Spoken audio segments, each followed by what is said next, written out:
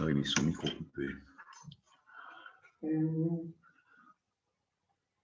Tu veux...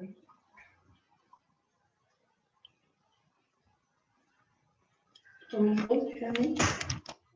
Non, je pense que le mien est ouvert. Attends. Non, le mien est ouvert. Le mien est ouvert, mais ce sont les leurs qui sont fermés. Oui. Il est ouvert, ma caméra est en marche. Do you hear me? You don't. Yes, Professor, we can hear you. Oh, great. Charm. Professor, the student, we are pushing the message on the chat. Like Yeah. a lot of people can hear you well. You can see in the chat. Yes. I cannot see the chat here. I don't know why. Where is it? On Zoom. Il me paraît qu'ils m'ont répondu par écrit sur le chat, mais le chat, je ne sais pas où je le vois. Alors que sur Blackboard, ça s'affiche directement. Le chat, c'est...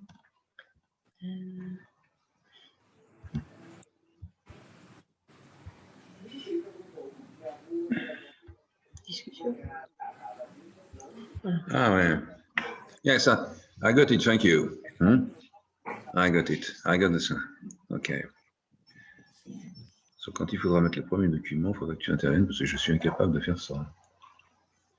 Tu me dis, et puis après... Tu veux que je te donne ça, le premier? Non? Tu sais faire ça? Ouais, je ne sais pas comment on trouve. Nickel. On va laisser syllabus du cours. Pardon. Alors, il faut retourner là. Ah, zut. Et il faut retourner là, à écran partagé. Écran partagé, oui. Après, tu fais quoi, là? Et là, J'ai toujours le même problème. sélectionner, tableau blanc, etc. Donc, il faut que j'ouvre les documents, en fait. Ils sont là.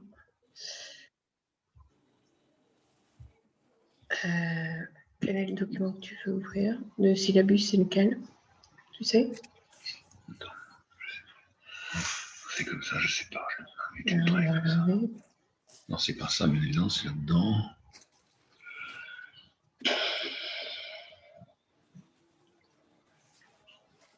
C'est vraiment pratique.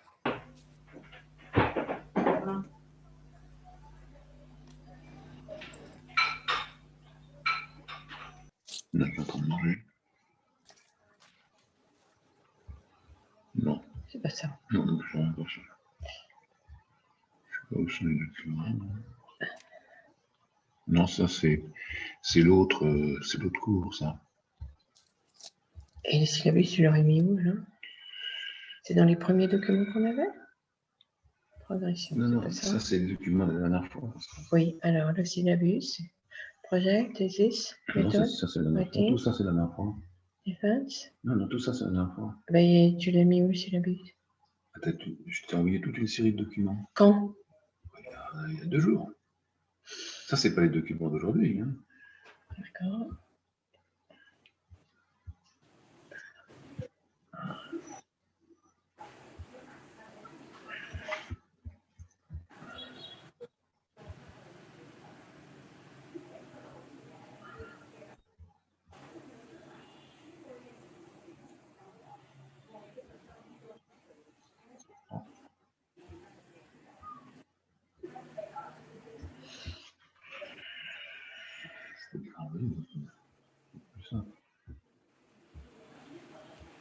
Si tu les as sur ton mail, je te les trouve sur ton mail, puisque le mail est ouvert. Là.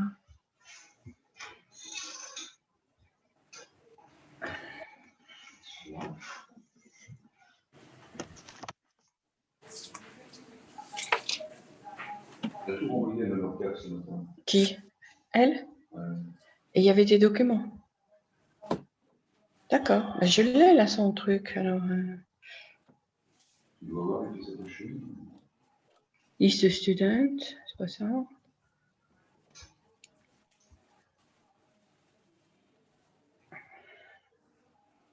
Ça, c'est les listes. Alors, c'est ça, de Longuy, non, c'est pas ça. De Longuy groupe, c'est pas ça, là. Non. Qu'est-ce que ça Si, fait? c'est ça. Alors, ça doit être dedans. Quand tu ouvres ça. Maintenant, tu vas à droite, tu vas là. Ils ont été enregistrés comme ça. Tu vois, tu continues. Je n'ai jamais vu ce truc. Alors, qu'est-ce que... Continue encore, tu continues, toujours. Elle met tout attaché ensemble, j'avoue.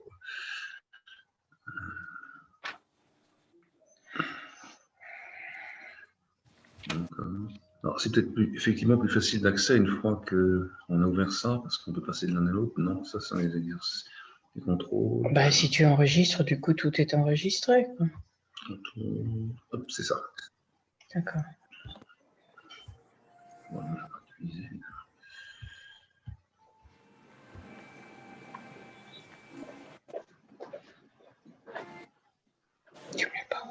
Tu m'as rien dit, hein. Tu m'as pas envoyé ça. Non.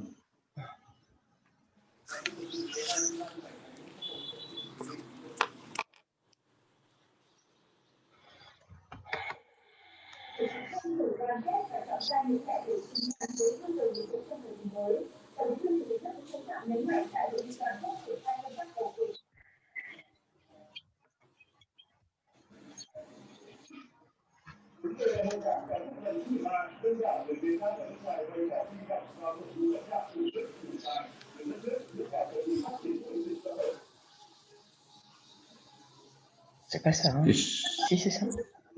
Non, c'est pas celui-là. Pas le 11.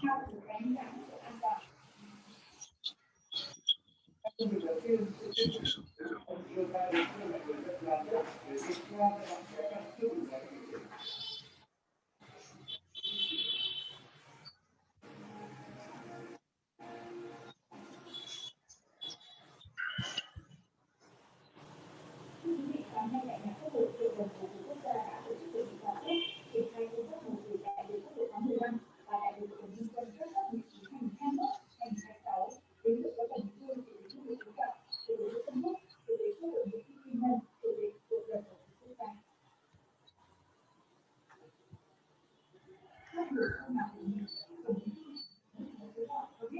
Alors, il va être sur le bureau.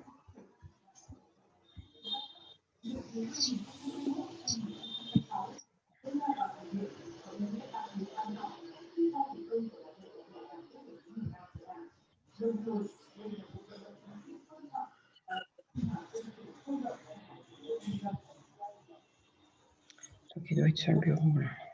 Ouais. Non, c'est pas ça. C'est ça.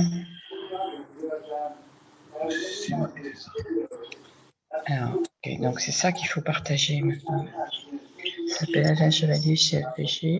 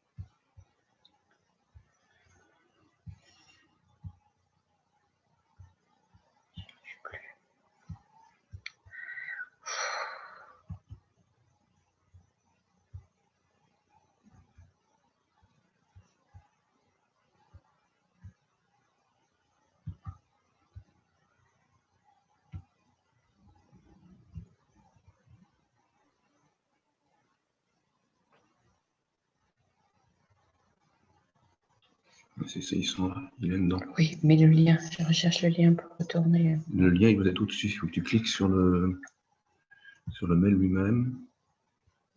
Et bien, là, voilà. Donc ça, il a bonne idée du tout pour mettre sur le mail lui-même. Bon, ça, il y a Écran partagé. Là. Alors, c'est celui-là. Ça doit être celui-là, oui, Ouais. la forme. Ouais. Hmm. Donc, elle doit l'avoir maintenant.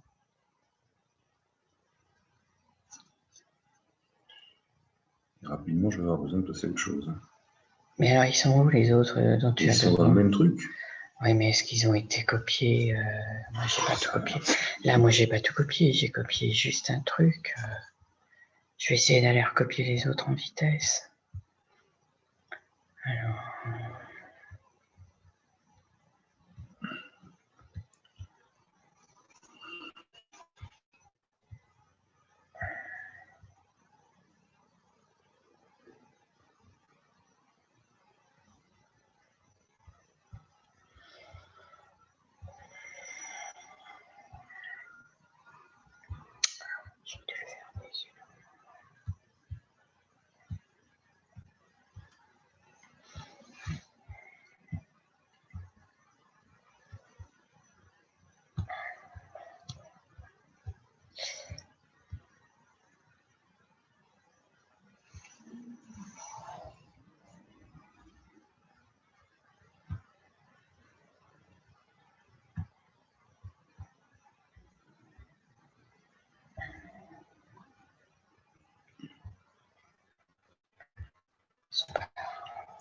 Ils sont pas là. Ils vont être là.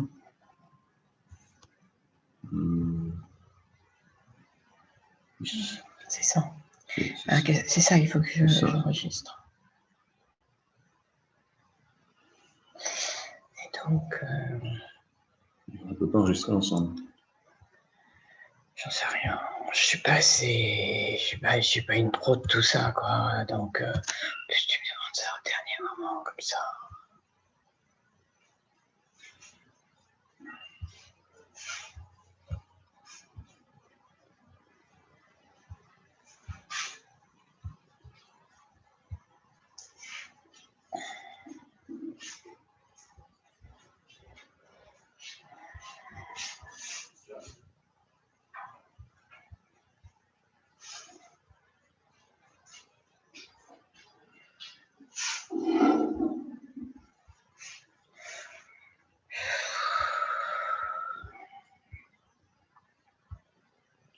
Je n'arrive toujours pas à comprendre pourquoi ils ne peuvent pas l'enregistrer de leur côté. Alors, 100, 1 sur 10. Puisqu'elle l'a, pourquoi est-ce qu'elle ne peut pas te le mettre sur ton... Et pourquoi ils l'envoient pas aux étudiants à l'avance?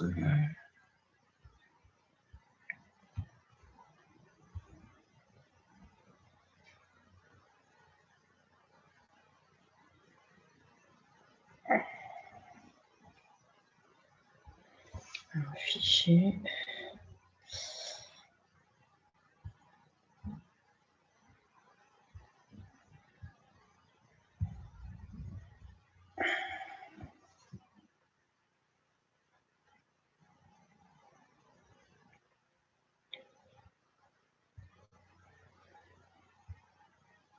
Je crois que ça y est, ça va être bon.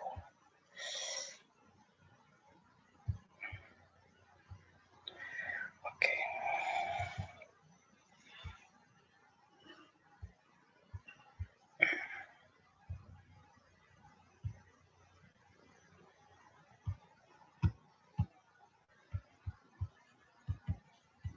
Pourquoi j'arrive pas à avoir l'écran complet?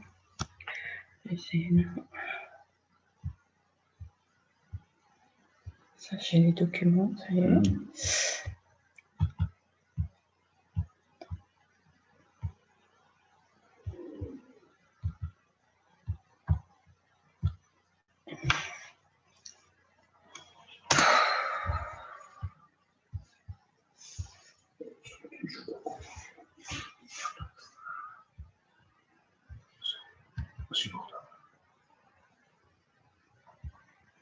Ils sont là. Alors, peut-être qu'il faut que je retourne les chercher. Nouveau partage, participant à un nouveau partage. C'est celui-ci.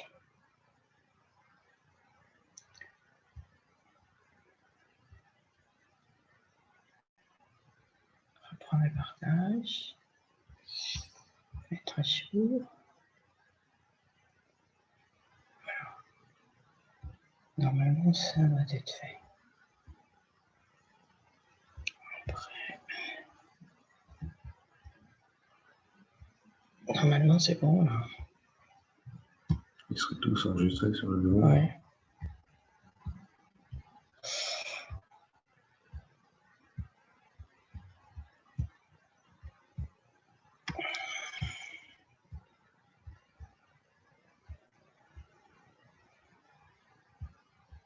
Il y en a un qui est là. C'est celui que je viens d'enregistrer où il y a je sais pas combien de trucs. Et puis l'autre, celui que j'ai enregistré avant, il est là. Donc ils sont bien enregistrés. Oui, pourtant, une partie enregistrée là. Comment j'en ai qu'une partie? Là, il y a les... Il y a la totalité? Ouais. Tout le bloc? Bah tu vois, regarde. Non? C'est pas tout le bloc, là? Non, c'est beaucoup plus compliqué que ça. Bon, alors... Bon, écoute, on va y passer la journée. Moi, je peux pas faire trop les émissions.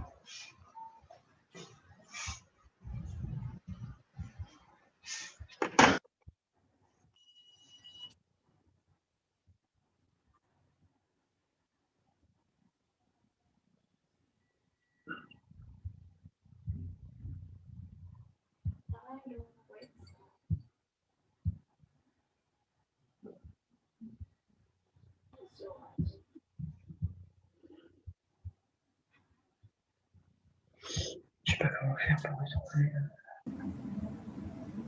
Et l'attacher au mail, c'est par le mail que tu peux arriver. C'est la seule façon de faire, je crois. Pour retourner? Pour retourner sur mon mail, retrouver le mail envoyé ce matin, cliquer sur la pièce attachée. Je crois que c'est la seule solution, mais là, ils sont tous attachés les uns aux autres. Non, mais là, je crois que c'est bon. Hein. Tu peux reprendre la parole. Essaye. C'est bon, tu crois que... Ben, je pense qu'il t'entend. Essaye, hein, si tu peux prendre la parole. You hear me right now? Alors, je Yes, retourne. we can hear you. It's always difficult, you know, to upload the slides on Zoom. I'm not accustomed at all, you know, to work with Zoom on presentations. What we do, it's interview, defense of thesis, and so on. And we use our platform here, and much easier, I think, to use. And they allow to upload the slides before the beginning of a presentation. And here, each time I have to find again the slides when I move from one set of slides to the other. It's a bit difficult otherwise.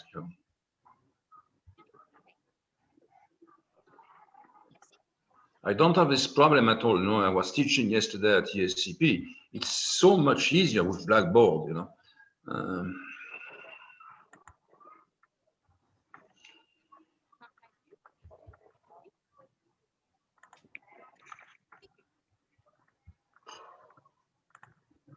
Alors là, tu as des étudiants, je pense, qu'ils t'entendent. Hein. Tu veux que je réessaye de mettre sur le lien à partir de...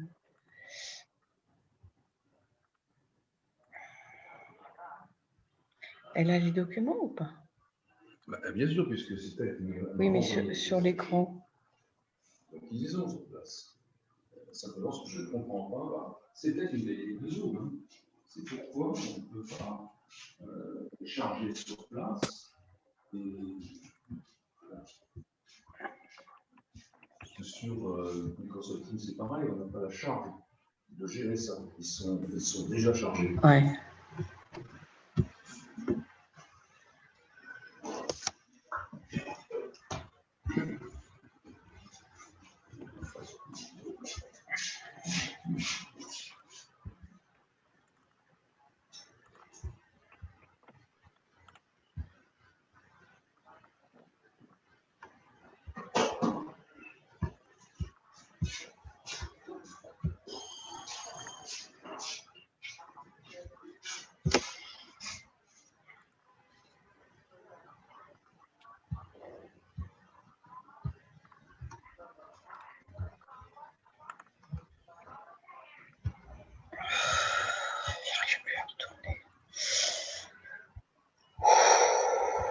Qu'est-ce que tu veux faire? Je voulais retourner sur la réunion. Votre partage d'écran est en haut. Ah. Reprendre le partage, nouveau partage, participants. Invité. Sécurité, intérieur.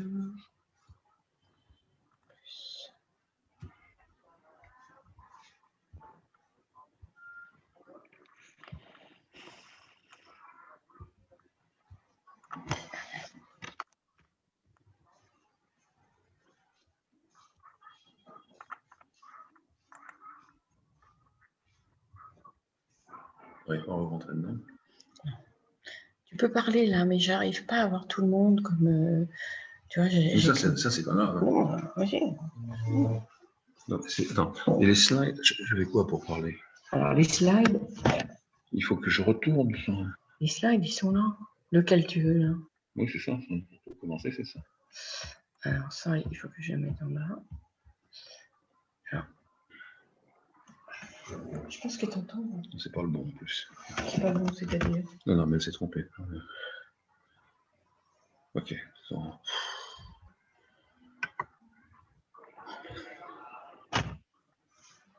C'est pas le bon syllabus. Est-ce que je peux vérifier un syllabus? Oui, je les ai tous. Je peux les retrouver. J'en ai encore pour un quart d'heure pour retrouver le syllabus.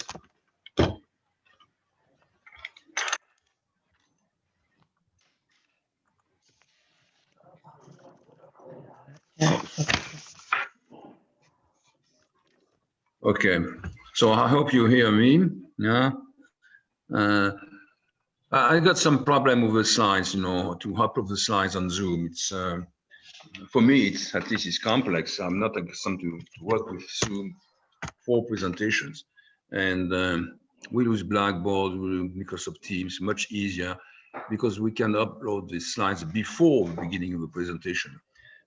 Here, I have to move again, the slides, the set of slides each time. It's not adapted at all to oral presentation for courses, particularly technical courses like financial analysis. So I think we will deal with that in order to move to another platform. Okay, anyway, I hope you hear me. Yes, we can hear you. Okay, Trump. Anyway, I don't find the syllabus because the syllabus you sent me is not the right one. It is the syllabus for the second course. Okay, it is a syllabus for the financial analysis and diagnosis course. Course we generated in March. So I will send you the slide later. Let's try to start. Anyway.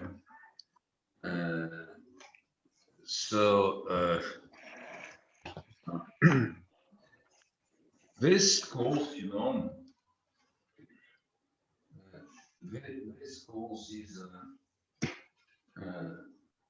designed, for students having already knowledge of basic finance.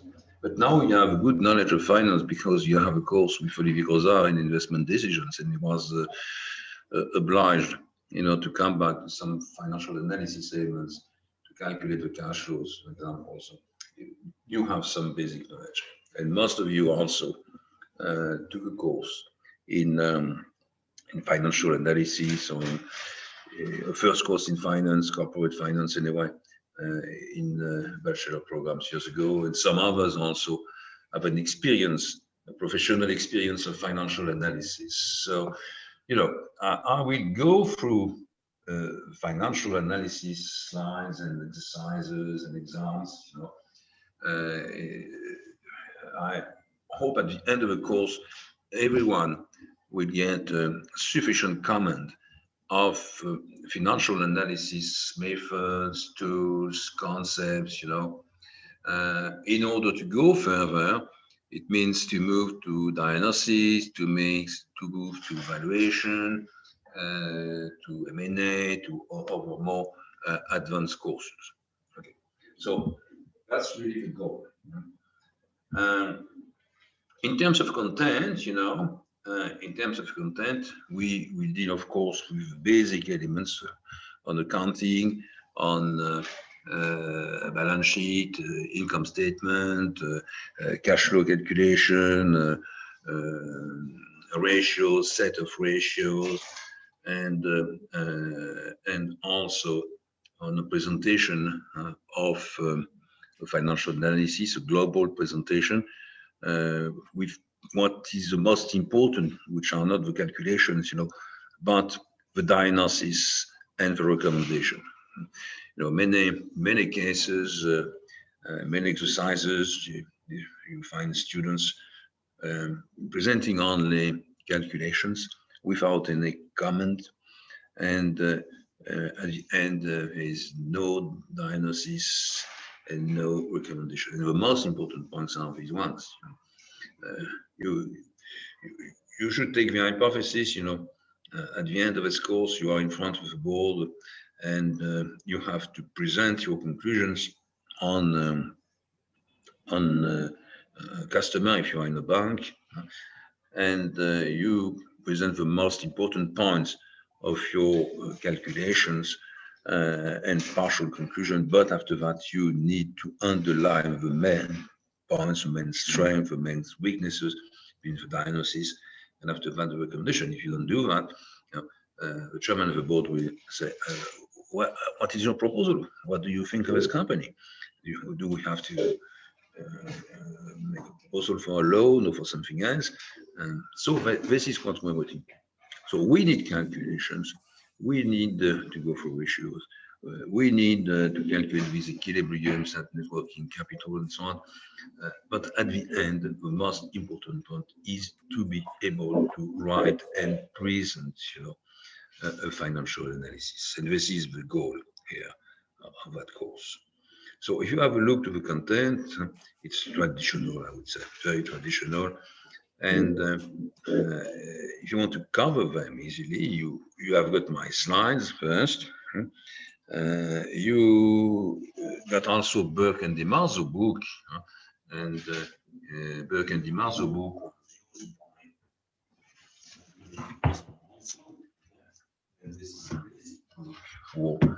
For this course, this is the right level, in terms of corporate finance.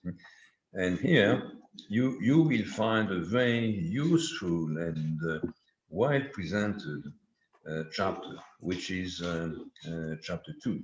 Okay, and chapter 2, was used partially by my colleague and friend Olivier, and then in the second part, we will cover here all the dimensions, chapters or sub-chapters of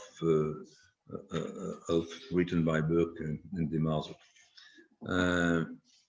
Read not only the summaries, because some students, read only the summaries. You find the summaries, but go, when I say summary, for example, you have a table, which is 2-4 on with ratios. It's useful, but that's not the main point. I'm more interested, for example, by the Dupont identity, which is just before, or also by the questions about leverage and valuation. You find also in this chapter. Be careful also to the presentation, because this is an American book, this is a US book, okay? And as you know, we have two systems in accounting. We'll come back on that later in detail. We have the IFRS, and Vietnam is moving to include progressively IFRS norms. And on the other hand, you have the US GAAP, and of course, the presentation by Burke and DiMarzo is based on the US GAAP system, which is a bit different, not so different at the end. Some words are different, some calculations also, but the global presentation is very similar.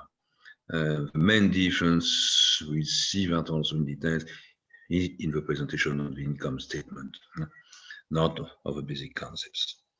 So you will have this reference in Burke and DiMarzo, the reference in my slides, and if you have got, perhaps Tram send you the syllabus, right one, you will find also references to another book, which is Briley-Myers, Corporate Finance, chapter 29, and also some of the CFA Institute on financial reporting and analysis could be quite useful to check your knowledge. But anyway, you find also in Burke and DiMarzo, at the end of chapter 2, some exercises, some questions, and these exercises and questions can be very useful for you to check what you know and don't know. Okay, we have some of them on balance sheet. We have some of them on financial information published by the firms. We get some of them on income statement, some of them on the statement of cash flows, financial statement analysis, and reporting. So if you understand clearly, properly these pages, it's not so long at the end, you know. You have about 35 or 36 pages there. This is what you need to understand and to learn. So this is for the readings, and after that you have got in the documents, you know, several other elements will be very useful for you. I hope I will be able to upload them. They are exercises, and these exercises are mainly past exam. So I will regularly use some of them to go through different questions and exercises. I will use questions in different sessions to illustrate what I want to develop. So I hope you get that.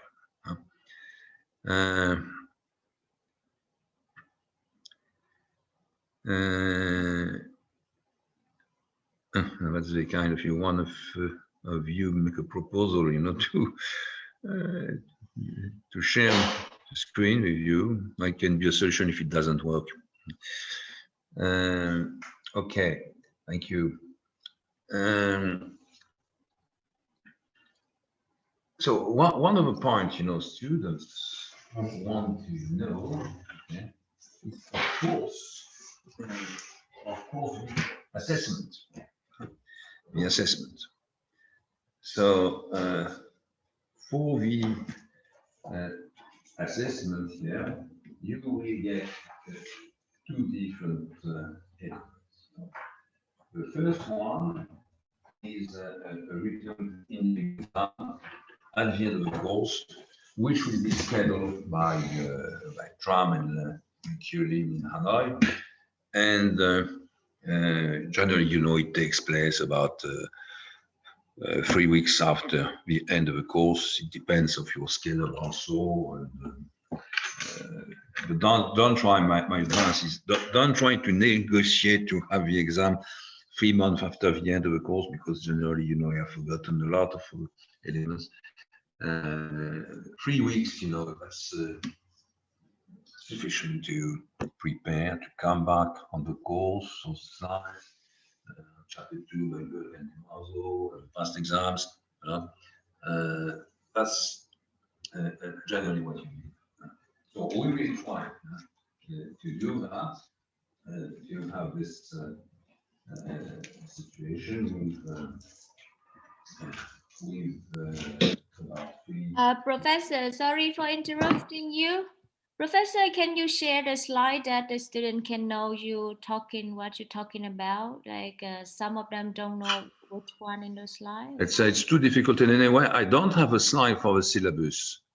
I don't know why, because the slide you have got is the slide of the second course, not of this course. I didn't check that before, you know, I think it was the right one. It's strange because we sent you the one from the last year. Cullen sent to you the one from last year that you sent to us like long times ago, then we just forwarded. Let's have a look. And anyway, it's very difficult to find the slide and to move from one slide to the other with this system, with Zoom. I really just share the screen and you open the slide. It's easy. Just share the screen like you did from the research methodology course. Yeah, but the methodology course is much easier to run. You know, there is no exercises, there is no calculations, and all that kind of stuff. I'm really lost with the system. You know.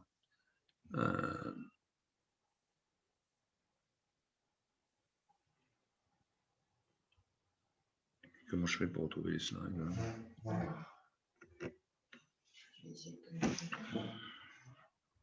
Parce que ce ne sont pas les bons slides. Bah, celui qu'elle m'a montré tout à l'heure, que j'avais dans le paquet, c'était pas le bon, c'est celui des poursuivants. Alors, les slides, on avait ça. Ça, c'est le mauvais, tu m'as dit. Hein, 19, hein, c'est ça? Octobre 19.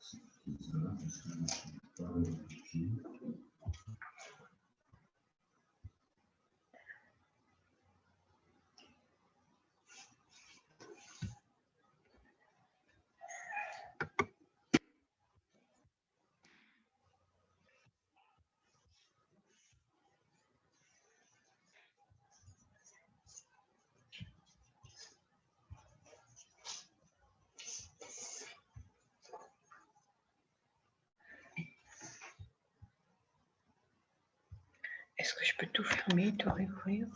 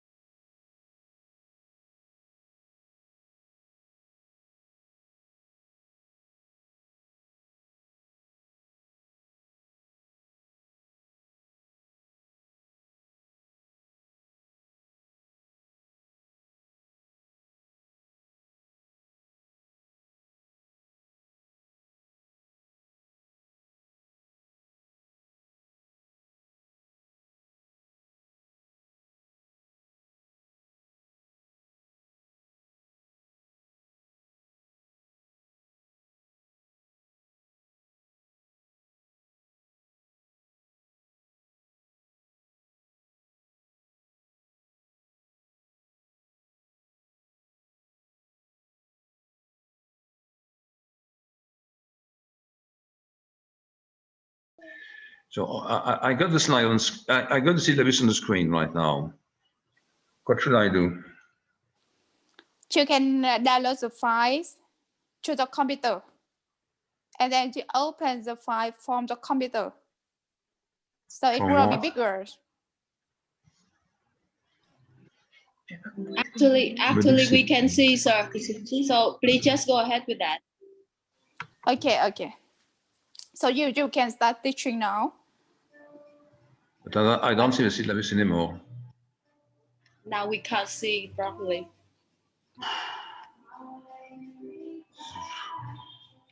It's really impossible, you know. Et toi, tu le vois plus, elle, Moi, je ne vois plus, elle le voit en une dimension normale.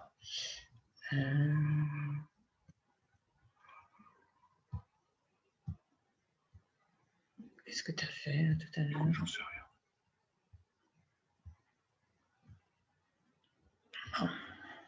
No.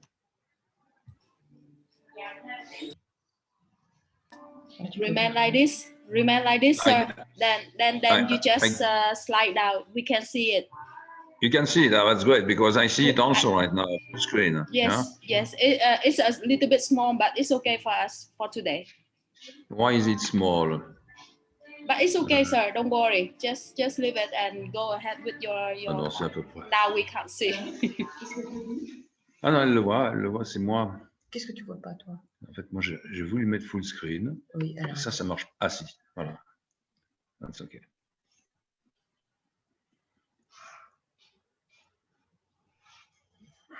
Okay. So that's okay for me. You hear me? Yes, that's okay. We can hear you.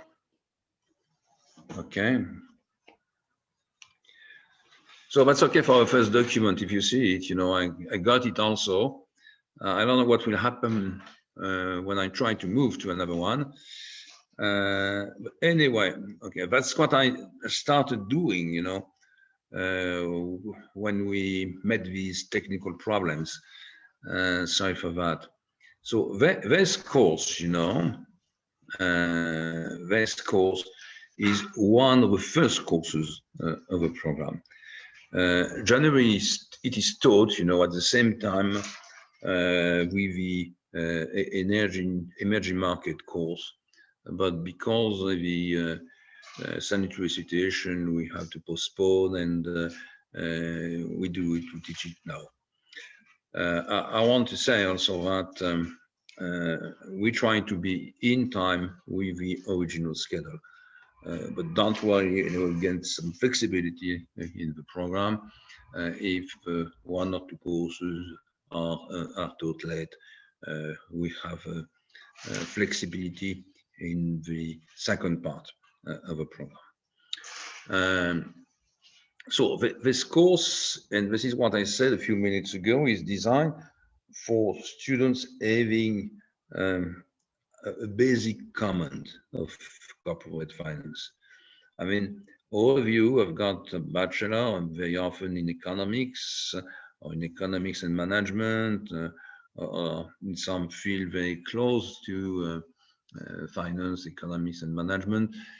So you are supposed to have some basic knowledge of the words of the financial statement, of investment. Okay, so I will rely on that here. It doesn't mean I will not come back on some accounting problems, because accounting problems, you know, are important in financial analysis, but doesn't mean also that I will not go into discussion on macroeconomic element which is having influence on financial analysis. Can say a few words on inflation, for example. Okay, and also I will come back on other basic elements like time value, the discount analysis, as you did with Professor Grosas. All these will be integrated progressively into the course. Okay. Anyway, I think each one of you has to take into account its own level in corporate finance, and for some of you, probably, you know, it will be a course which will not bring new concept, but only example and discussion. For some of the students, it really a compulsory course, which will bring the tools, the concept, the methods, basics, elements, you know, which are necessary to move further in corporate finance. So that's the objective, to get at the end a group of students homogeneous with a good knowledge, you know, in financial analysis. The reference here, if you move, if you see my still see and can read my syllabus, what you find here, it's part 3, which is on readings. It means some references, and the correct level to start with other courses and advanced finance, because this program is an advanced finance program, you know, is Burke and DeMarzo chapter 2. So you get a book from Burke and DeMarzo, and chapter 2 is really what is you should absolutely know in financial analysis. So please read the chapter 2. You start a discussion with Olivier Brozard, and I know that he used this chapter 2 particularly the last pages of the chapter 2, but read all the pages and try, you know, to understand and memorize the most important element. But when I say memorize, you know, don't try to learn by heart the name of the ratios. It's no use. You know, you should know what kind of ratio to use to measure a return or to measure the debt equity ratio, or to measure the level of treasury or the level of net working capital, but don't learn by heart all the names of the ratios. You know, they are different from country to country. There is no rule. It's not completely standardized. It's not accounting. You know, it's not completely standardized. You have to understand why we do that, what is the question behind, and how to do it. This is my advice. And use also the Burke and DeMarzo chapter here, not only to acquire new knowledge, but also to integrate, you know, with what you have learned progressively for your basic courses in the bachelor program and your professional experience, and other elements which are perhaps new for you and which are presented into chapter 2. Use also this chapter 2 here in order, you know, in order to check your own knowledge and understanding, going through some of the exercises you find at the end, or some of the questions also, because there's a set of questions in the last pages of chapter 2. Burke and DeMarzo, you know, it's a book which is probably the I would say the most well-known today for advanced program in finance in the world. But there is another one which is perhaps easier to read. It's Brille-Myers Corporate Finance, okay? And there is also a chapter, which is chapter 29 on financial analysis. It's a bit easier to read. You have less exercises, less questions. Probably it is better explained, but we find less tools and methods presented. So there is an alternative, you know. If you don't like Burke and DeMarzo, try to get a copy of Brille-Myers and read chapter 29. So I said after that, you know, because I had questions in the past from students at CFVG, I mentioned here two books which are mainly books exercises. It's not a course, or it's not a chapter or textbook, a chapter of textbooks. The first one is the CFA Institute on book on financial reporting and analysis, which is published by Pearson. It is a bit like the exams of the CFA 1, 2, 3. It means it's mainly questions, technical knowledge, more than the presentation of understanding of what is a financial analysis and of different steps. But it can be useful for some of you. But don't work only on this kind of book, because very often you know how to do it, but you don't understand why you do it. If you prepare your exams and try to improve your knowledge using only that kind of book. The last one, which is number 3 here, Fraser and Arminton, it's Understanding Financial Statements. Pearson. It's also a book of exercises. Yeah. It's a bit different because Fraser and Arminton are British citizens, and they presented, you know, a book it's more British, more European oriented by the CFA, Brulee Myers and Becker de Mario, which are typically American, you know. And I know that in Vietnam now, you like very much the Americans and Vietnamese American finance, but be very careful, because in the world today, the IFRS, you know, are more extended in terms of development and financial analysis rules than the US GAAP. So the base books are still the management buyers. They are US GAAP based, but we use more and more IFRS, and even in Vietnam, you are integrating progressively the IFRS system. So that's for more reading, but anyway, you get slides. You get slides, and we will use progressively these slides.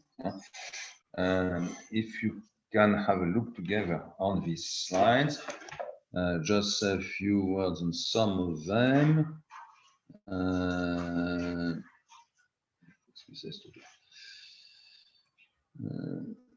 Let's find it again. Yeah. So you will find in the slides I sent you different categories. The first one, you have find something which is called financial analysis. It's 174 slides. I don't try to open because I don't want to lose you now. But it is really the basic set of slides for this course. And if you are able to find it, you know, you will understand that cover page 4. We cover the balance sheet, the income statement, the cash flow statement, financial ratios, the common size financial statements, some elements also which are not for this course, evaluation of firms' financial performance. So we use the beginning of this part, not the advanced one, which will be for company evaluation. And there is also some elements, this is the last part, number 7, on earnings quality and quality of the data, quality of calculation, quality of the earnings measures, and also some manipulations. And you have to learn how to detect, to identify manipulations in the account. This is the biggest one. So I hope you found it in in your slides. In the presentation I have here, it is the number 2 set of slides. The first one is a case here, which is DeLonghi. I hope it is the same. After that, you got several set of slides with a chapter number. You get the chapter number 2, chapter number 3, chapter 4, number 7, number 8, and number 11. So it's one book we have been working on for a group of professors, and which with a presentation in the different chapters of different concepts which are important, you know, in financial analysis and in basic finance in general. In the order I've got here, that I hope it is the same for you, I have one of them on cash flows, which is chapter 2. So we know that cash flows is very central in all parts of finance, you know, but you have good experience now of cash flow because, you know, the course by Olivier Gorosa and of course cash flows were very important for him to teach discounted cash flow and the calculation of the net present value and internal rate of return, for example. Okay, so you have slide and good summary of the knowledge. Yeah. After that, you have a chapter 3. Chapter 3 is on earnings. So earnings has different meaning, can be measured different ways at different level of the income statements. So we will use also this chapter. You know, on this book, which was directed by Professor Query, you have something on capital employed and invested.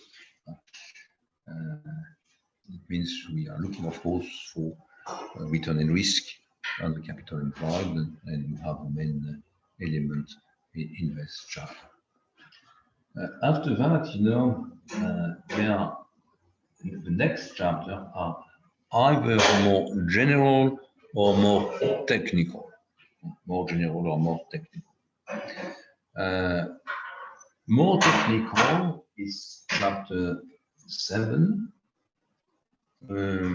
which is how to cope with the most complex points in financial accounts. At the same time, financial accounts are simple, but you know, inside, when we go inside, you find some difficult points, and you have to improve probably your knowledge on these points in order to catch them and to be able to make a diagnosis of them. That kind of more technical approach, you get something on working capital and capital expenditure. So when we come back on working capital, net working capital, operating working capital, what's the difference, what will be the relation between them, how to compare them to other firms, to standards. That's a question which is raised here in these chapters. And there is a general, something which is more general, that can help you, in moving into financial analysis.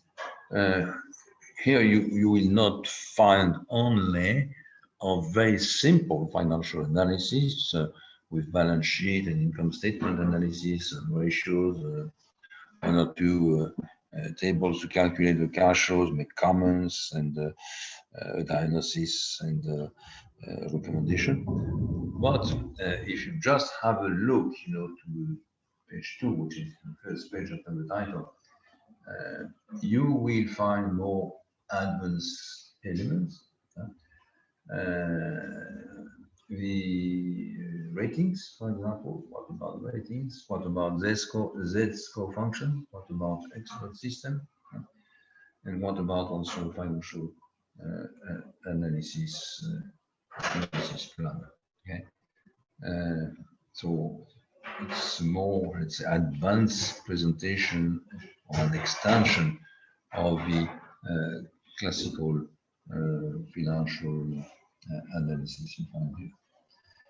Then, if you move to other categories, you will find next category. So we had, remember, we had the syllabus, we had the financial analysis with 174 slides, which is really the core course, the core set of slides. Okay. Then we have these chapters coming from this book. I wrote. It's mainly done by the team run by Professor Kui. You find after that, exercises and cases. Exercises and cases can be useful for you, to go further or to apply or to check your own understanding. First, we have, and it was in the order they are here. Probably you get the same one. You have a DeLonghi case. DeLonghi case. It was number one on the left side, first line. And this is with DeLonghi. So it's a small case, financial analysis. Go through that case. It's an application. You have got another set of exercises which are called short cases.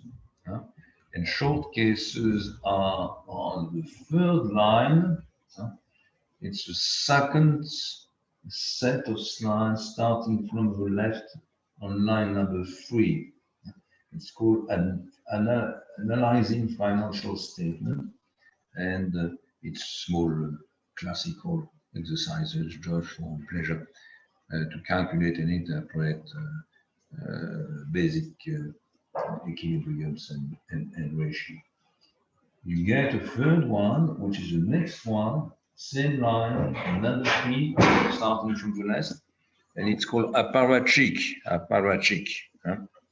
And apparatchik is another exercise, same kind, simple, and it allows you to go through some of the basic elements and calculations involved in the financial analysis.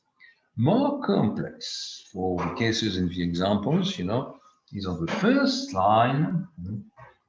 First line, DeLonghi on the left, and then the financial analysis set of 174 slides. And then before the cash flows, I found something which is called biotechnology. And biotechnology is a case study. And biotechnology in this case I will use in this course, but also on the second course, financial diagnosis and policy. I will also use for an application and calculation in the company evaluation course, bringing new elements in order you can calculate different values using different techniques, and being able after that to try to estimate the price for share in the case of an IPO. So it's a case I like very much. I've been using for years, and had very good presentation by students, not only in Vietnam but in France, and some of I use it in Germany and in Spain also, in some other countries in the Middle East. So we use that. Okay. So this is for the example and cases. So we have the syllabus. We have this financial analysis, 174 slides, second. Then we have the chapter coming from the book, which is the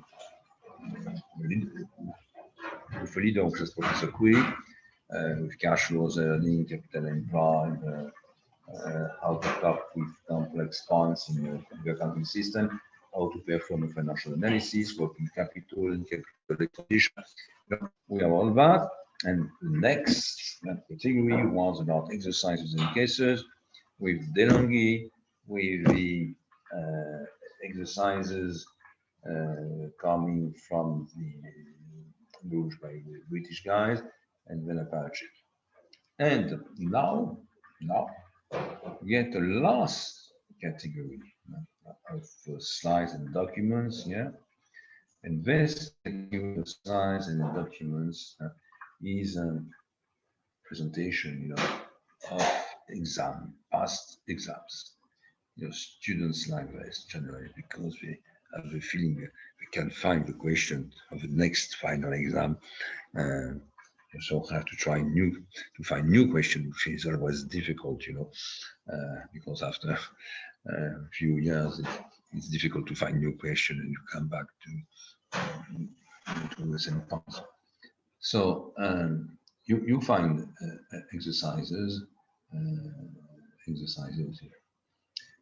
So that's the documents.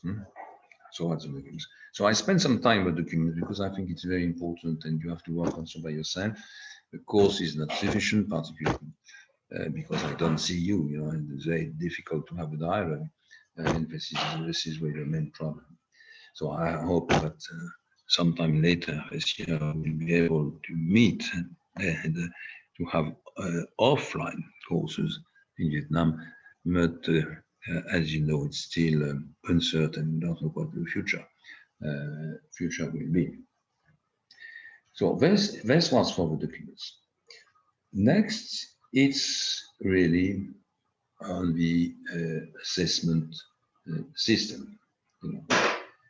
So if you come back to the syllabus and you have the syllabus in front of you, I think so. It's still there. You have two different parts in this assessment. The first one is made of by the final individual exam, and I will come back on that. It is the last category of slides you find in the documents. So we'll take one of them and we'll make comments and try to understand what kind of answer is needed and how to deal with that kind of exam. This is, I think, important to do that right now in order you are well prepared later. I will use also some of these exams, and you get here 1, 2, 3, 4 past exams to illustrate the course and to bring some technical answers on specific questions.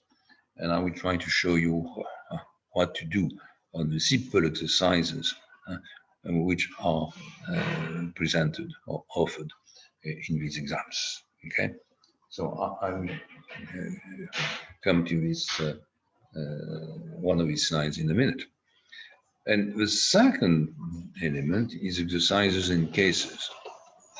So exercises and cases, for this course are, of course, how to develop a financial analysis.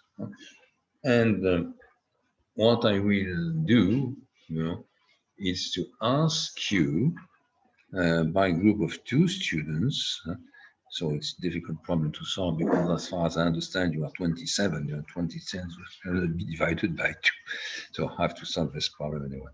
It is a marginal one. I will ask you by a group of 2 students to present a financial analysis of biotechnology. I will do it partially during the course, but I will have some other hypotheses, some of the data, and you will be in charge of financial analysis and to present, a report. I will explain you what I want to find in the report. You should make the hypothesis, the assumption that you have biotechnology, which is a new customer for you, and you have to present tomorrow morning at 8 o'clock, in front of the board, to present your financial analysis, your diagnosis, and your recommendation. So how to do that, how to present it, how to write this paper, taking into account the fact that generally board members who don't want to have 20 pages, no, they want to have something very summarized, going to the main points, very well structured, you know, and of course they want your diagnosis and your recommendation because you have the best knowledge in the organization, in the firm, in the bank, to have an opinion and a recommendation, and to present it. So that's for the exams. That's what I want you to do for exams. So now, je vais essayer de changer de slide, ça va être compliqué, je crois. I would like to move to another slide to get an example, a recent example of a final exam. And I will move, so I don't know what's happened with the technical, you know, topic, but I want you to use number 14, 1 and 4, which is called November 2018 Financial Analysis Final. Number 14, November 2018 Financial Analysis Final. That's what I want to.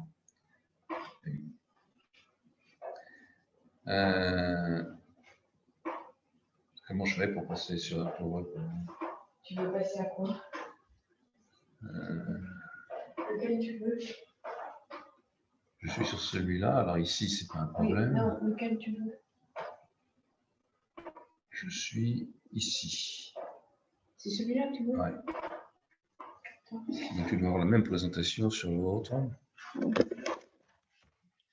So, we try now to have it on the screen. It's really for you to read because I know. Now I have two computers open and I got it on the second computer. Est-ce que c'est celui-là? No, it's the 14. So this, I hope you can see this. Tu crois qu'il le voit? Do you see this new slide? Hello, do you hear me? Yes, we can see. You are opening the final exam. November 2018, right? Yeah, 2000. Ah, that's great. It works. Ah. Okay. So thank you for your answer. Alors, ça. So I show you classical structure for one exam. Alors, comment je retrouve tous mes participants? Ça, c'est autre chose. Okay. Okay, that's okay. I can start. I can start explaining this exam. Professor, can you open it? We don't see it anymore. I don't see it anymore. I think you cannot, and you haven't opened it yet. Il ne voit plus le document. Ah. Pourquoi est-ce qu'on ne le voit plus?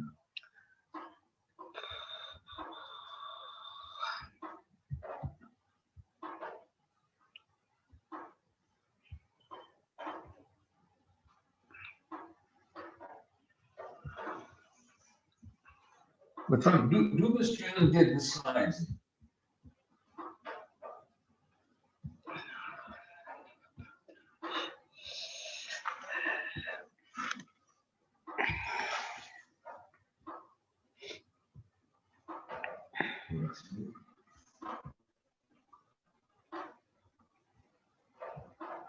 C'était celui-là. Ça devrait marcher là. C'est celui-là.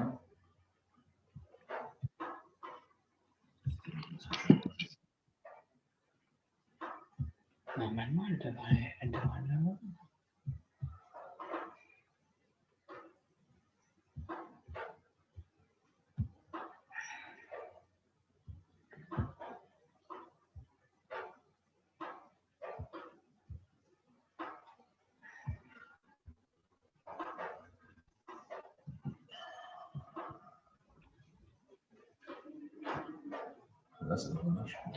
Normalement, elle devrait en avoir, oui. Tout à l'heure, Do you see the slide about tram? The slide, are you opening the slide now? Yeah. Do you see the slide? No, I see the final exam. Yeah. This is the slide. This slide is the final exam. Yeah, I see. It's okay. That's okay. So thank you. Okay. So because I want to show them what is the final exam, how it is made, what are the different parts, in order to understand what will be the next exam, because the structure is always the same. So my final exams, financial analysis, they are always 2-hour exam. Okay, 2 hours. It's an individual exam without any documents, mobile phones, computer. So you are alone with the exam and your sheet of paper. Okay? And you will find in these exams different parts. Now, I cannot tell you here, we have 6 parts. It's not always 6, sometimes it's 4, 5, 6. It depends. So anyway, you will have 5 parts which are independent one from the other. This is the important part. They are independent. It means when you go through a final exam, read it carefully before doing anything. Start reading. Okay. You can decide, that, for example, part 1 is too difficult and you don't want to answer the question there, and you prefer to concentrate your time, 2 hours, on other parts. Okay. So it's not compulsory to start by part 1 or to move to part 2. You can start by part 4 or part 5, and if you don't know some concept or method, you can decide also not to answer to one of the parts. So they are independent one from the other, and there is no order. Second, for each part, I give you the grading system. Total number of points here is 20, and you understand, for example, here that for the first element, first part, it will be greater than 3 points. And for the second one, which is just below, it will be greater than 2 points. But for the third one, it will be on 5 points. 4 and 5, so, and about 5 and 3 points, and the last one on 2 points. So you know that I'm independent this part, and you know the grading system. Next, if you have a look to part 1, okay, let's say it is on financial accounts, and I wrote 20 minutes and 3 points. Okay, 20 minutes and 3 points. What does it mean? It means that my advice, but it is only an advice, is to spend about 20 minutes on that part. And for example, if you have a look to the second part, my advice is spend 10 minutes. But this is just advice. You do whatever you want. You have 2 hours, to answer as best as you can, to your to a different question in parts. Okay. So you get the grading system and you get advice on how to allocate the time which is available to the exam. After that, if you come into part one here, and be very careful to that point. You read the first line, you know part one, the 5 short counts, and you find you will answer 2 of the 3 following questions. It means, of course, you will find 3 questions and ask you, and I will grade only 2 questions out of 3. So, you know, read the questions, make your choice, and answer or try to answer to 2 questions out of 3. That's what should be done. Don't answer the 3 questions. So always there is 1 or 2 students per group giving answers to all the questions. That means if you make the hypothesis, for example, we have in each part 3 questions and are asked to answer to 2 questions, that means that the students, you know, the student is losing time and is losing about 1/3 of his time, which is enormous. So try to follow what is asked, you know, and make a choice between the questions. You will see that, for example, in part 2, of complex part in financial accounts, it's only 1 question out of the 3 following questions. More choice. Generally, you know, I give more choice when the question are bit more difficult. So here you have a question of intangibles, you have a questions, you know, on amortization and write down. You get a question also on costs, measure and calculations, what we call FIFO, LIFO, and weighted average costs.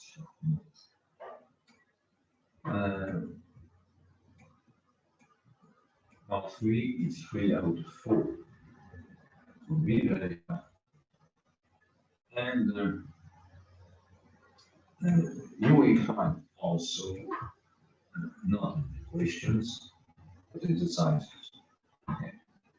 And part 4 here in this final exam is an exercise. It's 30 minutes, 5 pounds. And you have here a clear instruction, which is answer with 5 following questions, so you have no choice. And it's an exercise which is prepared in such a way that you need to answer question 1, you want to answer question 2, and 3, and 4. So it's difficult to move directly to question 4, for example. You will not have necessary data, because part of data needed are the results of the preceding question. Sometimes also you will find exercises which are, I would say, more simple perhaps. And this is part 5, 20 minutes sometimes, but you still have 4 questions which are conclusion. Professor, I'm sorry to interrupt you, but can you speak a little bit louder? Yeah, I can try. Thank you. Okay. So what I said here is that we had in fact 2 exercises. We're in part 5 now. Okay. We had the 3 first part 1, part 2, part 3, with questions. Okay, you have to answer questions with a choice. Okay. But part 4 and 5 are exercises. The part 4.1 is more difficult than the part 5.1, but anyway, you have no choice there. You should answer all the questions, you know, starting by the first one, because some calculations or results you will probably find dealing with the first one are useful or are necessary to answer to the second one and to the third one. So no choice, and you have to deal with the question in the right order. Okay. The last one here is a more simple question. No, it's a more simple question, but you have a choice also between two questions. It's a short one, 10 minutes, 2 points, you know, and you have a choice between comparative analysis, first question, you know, and a question on the operating working capital for non-financial firms. Okay. So that's the structure of an exam. 2 hours, no documents, no mobile phones, no computers, it's individual, okay? You have several examples here. I will use part of the questions to show you what I'm waiting for as an answer, and also to illustrate several points we will deal with during the course. That's what I can say. You know? Okay, so that's for the basis for 2 parts of the assessment, individual exam on the table, and the financial analysis on biotechnology by group of 2, and we have a weighted grade at the end. It's included into the syllabus. So that's for the syllabus and for the exams. Okay. Now, I would like to start with the first slides, you know, parce que c'est compliqué. Qu'est-ce qui te manque? Ah non, c'est que moi je dois me déplacer d'un truc à l'autre si tu veux. C'est pas du tout conçu pour ça. Je fais pas court comme ça.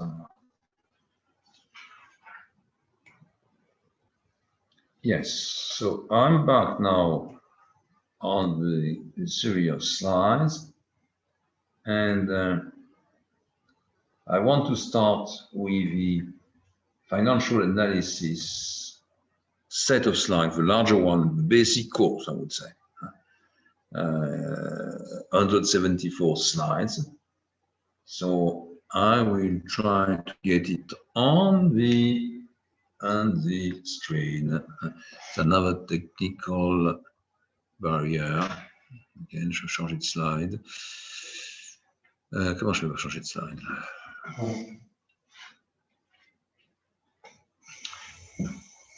Je veux celui-là.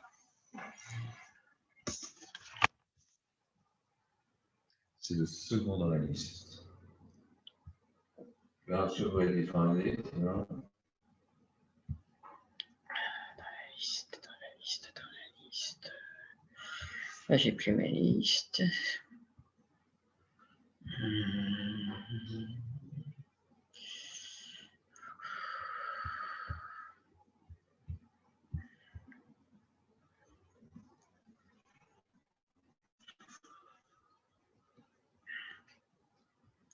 Alors, dans la liste. Tu me dis le second dans la liste, financière analyse. Pour moi, c'est le second, le dernier, c'est le juste après. C'est intéressant. C'est bizarre, c'est pas une présentation. Tu l'as déjà oublié, là. Oui, parce qu'il y avait les mêmes enregistrements. Alors. Il est au-dessus. Il est là. Ça doit être celui-là. C'est celui-là, là? Non, c'est sur la première ligne. Il est là, il est là.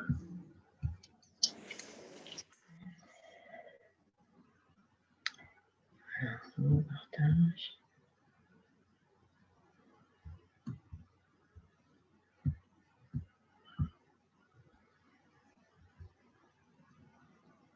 Normalement, elle est là. Okay, do you see the slides on the screen? Yeah, I see. Professor, can you tell me what you want to do? Then maybe I can help. The problem is always the same. It's to, as we cannot upload all the slides with Zoom. You With cannot other download. platforms, You cannot No. download or upload. no. With other platform, it's much easier because you upload all the slides on the platform before. You don't have to go back to your old computer, okay? And it's very easy to move from one set of slides to the other because, you know, some professors have presentation, they go for slide 1, slide 2, slide 3, slide 4. This is not what I do. Generally, you know, I have slides on my computer and I work on the boards, and generally with 2 boards at the same time. Professor, I So- think you can download on the document, the slides, the presentation that you want to teach, and you open it because now you are sharing your screen. Means we can see your computer screens now. Mhm. Yeah, so you can just download and open it, and everyone can see. Yes, but what you know, for example, when on a slide of a set of slides, I want to illustrate this with a question which is coming from a past exam. I really don't know how to do that and to find it again. You know? So that means you need to download on the file and you open it. Because now you can like. do you see here? Do you see the slides here? Yeah, we see. Okay, so I'm going to try to find this one, to use this one. But you know, quality of the course will not be what it should be. So, you know, anyway, for students, I think it's very good to have this set of slides because with 174 slides, it's a bit like with Burke and DeMarzo, we cover most of the important points, the largest part of the important points. Otherwise, you find some points which are not included, but this will be here marginal. And I will try to move to other slides because I need, you know, applications and examples in that kind of course. So you have class objectives, give an overview of finance, understand the difference between financial and accounting view in finance. This is quite important. I will come back in a minute on that. What are the differences between finance and accounting? What are the consequences in terms of measure in corporate finance, and particularly in financial analysis? And this is also to understand the construction, the use, the limitations of financial statements. So you have an overview here, okay? You find again some of my references, Fraser and Orminston and the CFA Institute, which are number 3 and number 4 on the syllabus, and number 1 and number 2 being Burke and DeMarzo and Breuer-Myers. Okay, so the first slides here now, 6, 7, are on finance and accounting. So you have first an explanation with the first slide and a graph, and the graph is probably the most interesting point here. It's slide number 8. We'll come on that, and you get just after a few examples. Okay, so we'll spend a few minutes on that. First, if you want to try to understand what's happened, you know, we have a graph. I hope you see that. It is slide number 8. Okay. And on slide number 8, you have a straight line going from the past to the future. And of course, we are supposed to be in the present time, in the present. Okay. In the present, you know, you get different documents, and particularly if a firm is listed on the market, which is the use case, we get a market value. But we know that market value are not stable, they are volatile, as we say in finance, and they move from one period to the other. They move from one minute to the other. Okay, so we know that. And the question we can raise is how this is measured. I mean, what kind of information the markets take into account. But you get also, you know, balance sheet, income statement, and you can raise the same question: where the information is coming from? Are these information identical? And the final question will be: do we find, for example, the same value of a company using the accounting data and using the markets? Okay. So, accounting, the accounting statement you get today, balance sheet and income statements, you know, are based on past data up to the present time, but don't include into the accounting system any information on the future. Okay. So, if you compare now to market value integrate all the information available anytime. That means you get, of course, all the accounting information and data, past information, but you include also future information on future elements. Okay. So the book value based on accounting is based on past data. Market value is based not only on the accounting system and past data, but also integrate all the information data available on the future. So that means that they can be very different, you know, if, for example, data for the future are different from data from the past.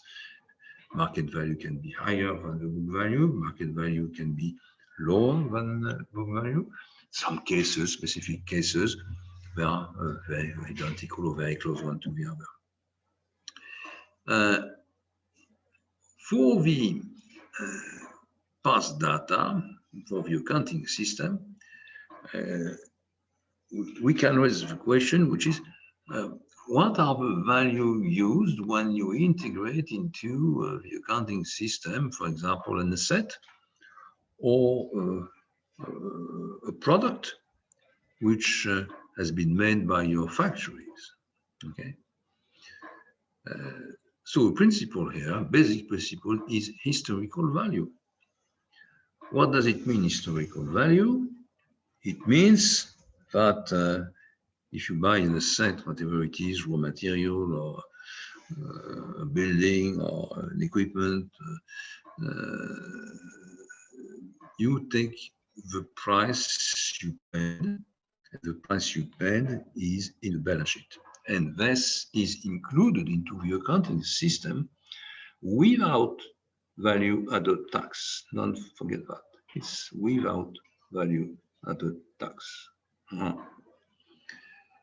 Now, if you want to find a value to integrate into your accounting system for a product which has been made in one of your factory, you should include all the costs involved, not only the price you find on the invoice of the raw material you have bought to a producer of raw material, and this is without VAT again, but all the elements of added value included on the products in the period of production. That means this is also an historical value, okay?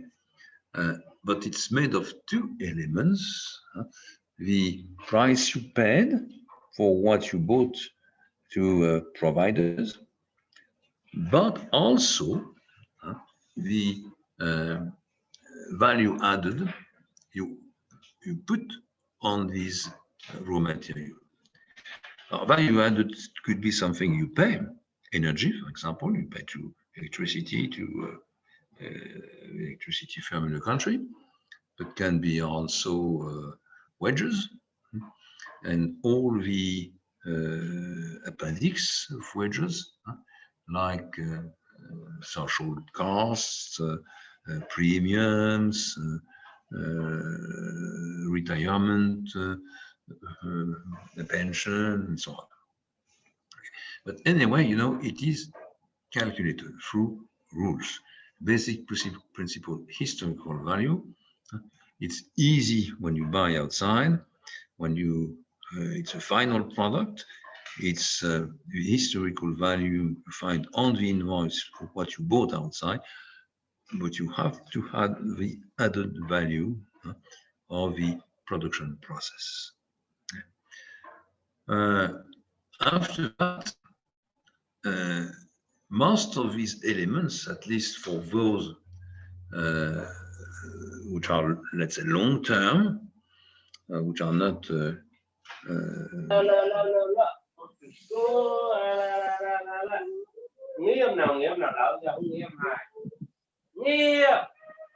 oui. Yes, this is a question, perhaps. Okay, but you have to be very careful because long-term and short-term elements are managed in the long term differently. Long-term elements like equipments, buildings, for example, and we'll come back on that one, are amortized. There is a depreciation system. On the contrary, this is not the case for final products or even raw material. No, other rules are used. Now, you have a market value. With the market value, take into account all the future informations available. And what they take basically into account, it's what you have learned with Olivier Gozard, they take into account future cash flows. So implicitly, you know, they calculate future cash flows, which is a difficult exercise, as you know. That means it's moving every day when new information is available. And these future cash flows should be discounted to the present time. Okay. And the market value, in fact, at the end, is value obtained by discounting the market value of future cash flows plus what you find in the accounting system. Okay. That means if the future value, the value of future cash flow discounted to the present time is positive, the market value is higher than the book value. And the market value to book value ratio is more than 1.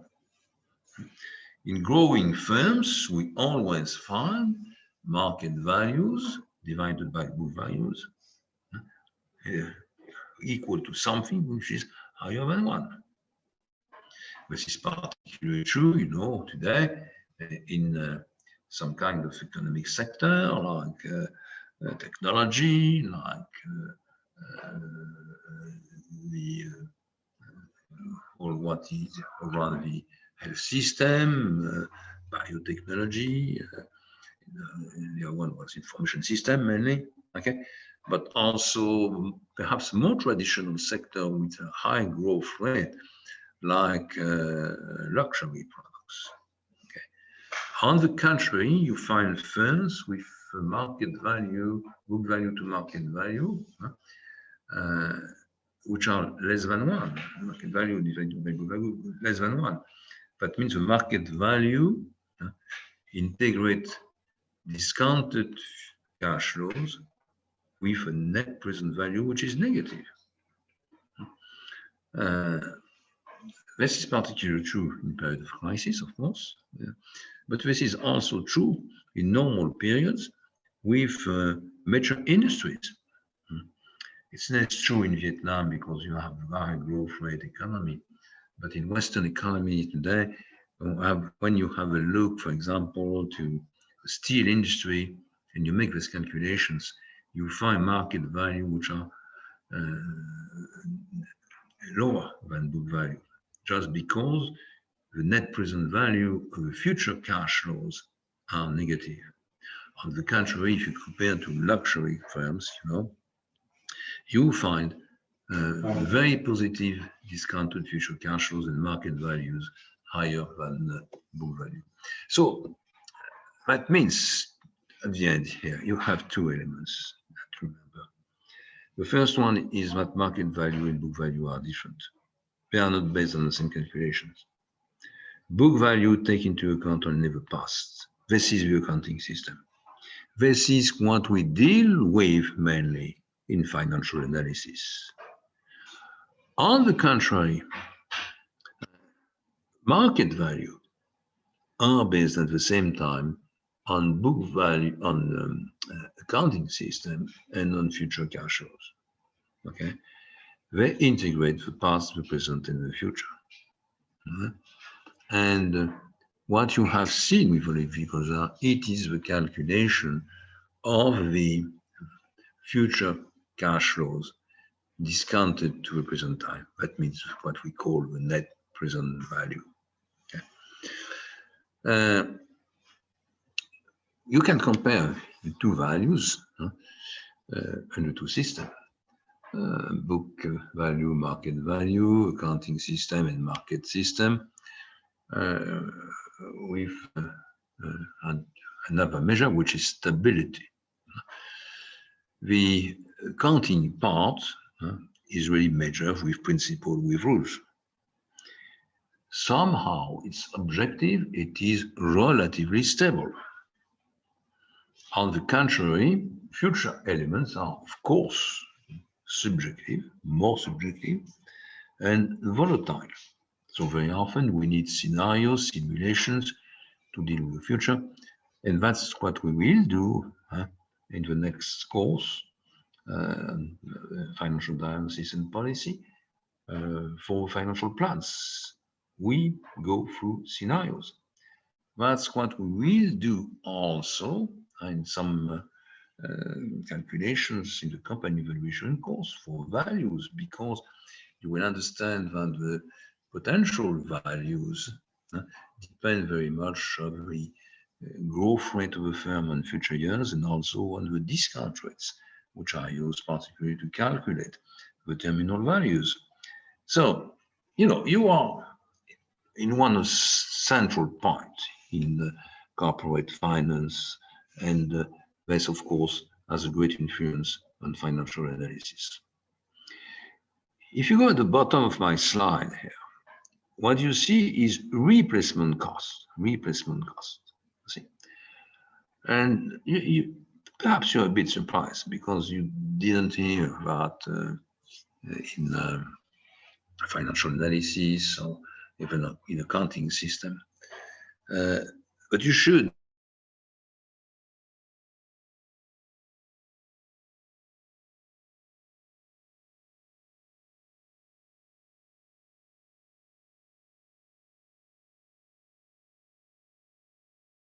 A wealthy country in northwestern Europe, and a few firms have publication of their accounts not only using the historical value, but also the replacement values.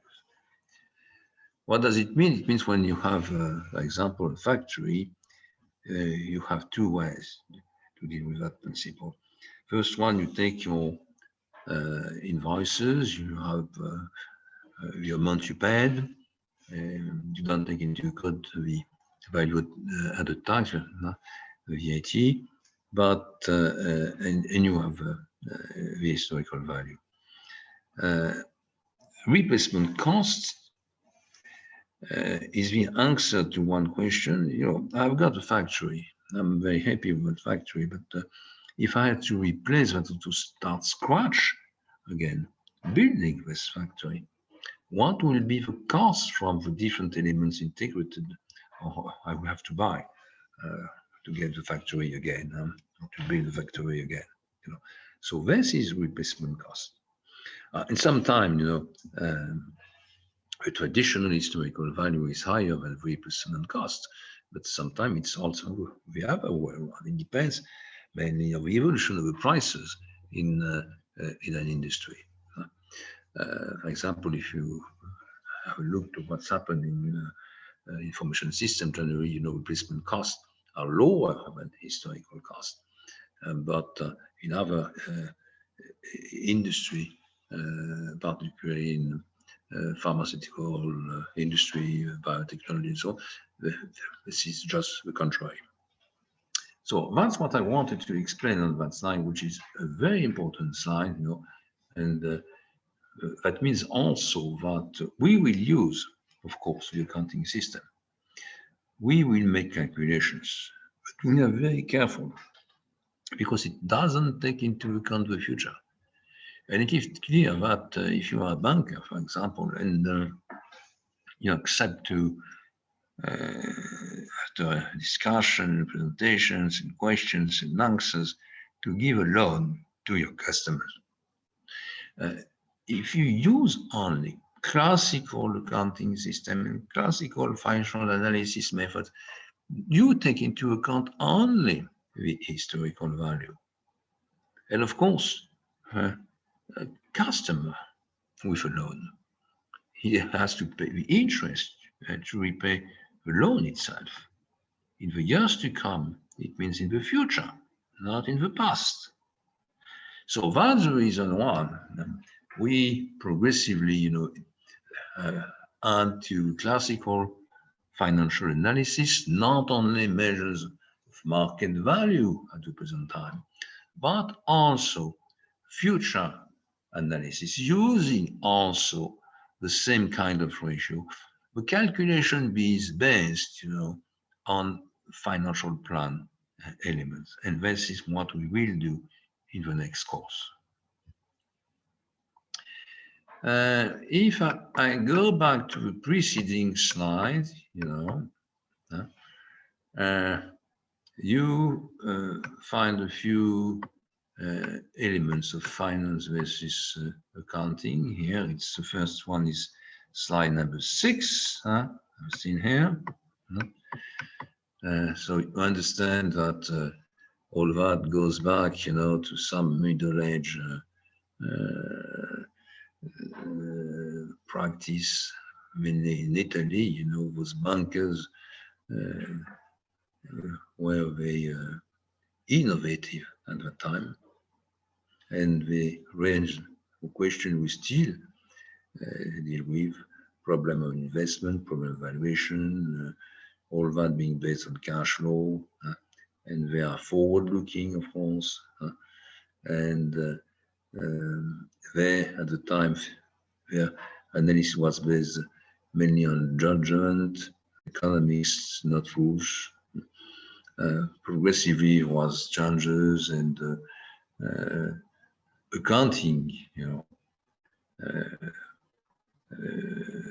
borrowed to finance more principles of calculations, which allow calculation, for example, on cash flow forecast. The system of bookkeeping as we know it with double entry was developed also at the end of time.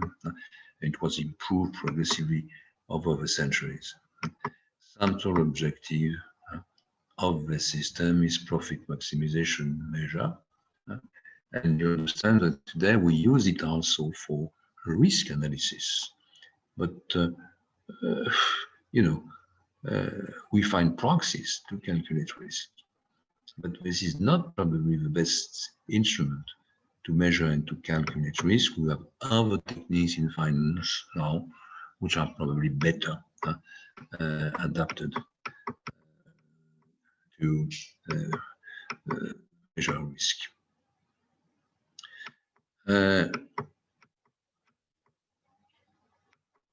I will come back on the following slides. What you should know, it's a few words here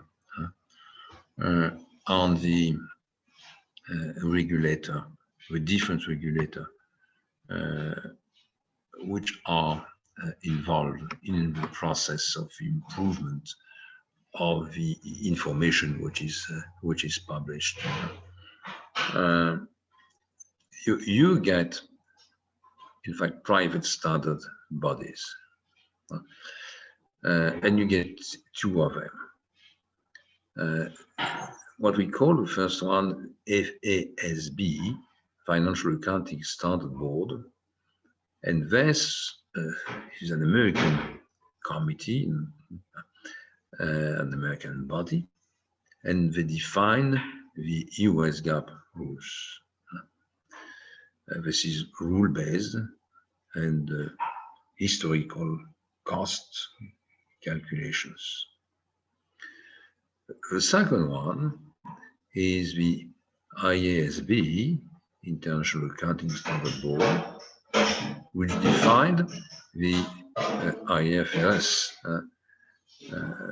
the present norms were progressively integrated in the largest number of accounting systems in the world. They are principle-based and we calculate fair values. It's fair value-based system. It means it's incorporate more economic measure than the other one. Okay. Anyway, if you have a look, and some of you know perhaps very well both systems, there is a kind of convergence now between the two systems, with more and more fair value integrated. We see some of these cases. One of the interesting cases about the leasing contracts, is a good example of what is progressively integrated in all the financial accounting system.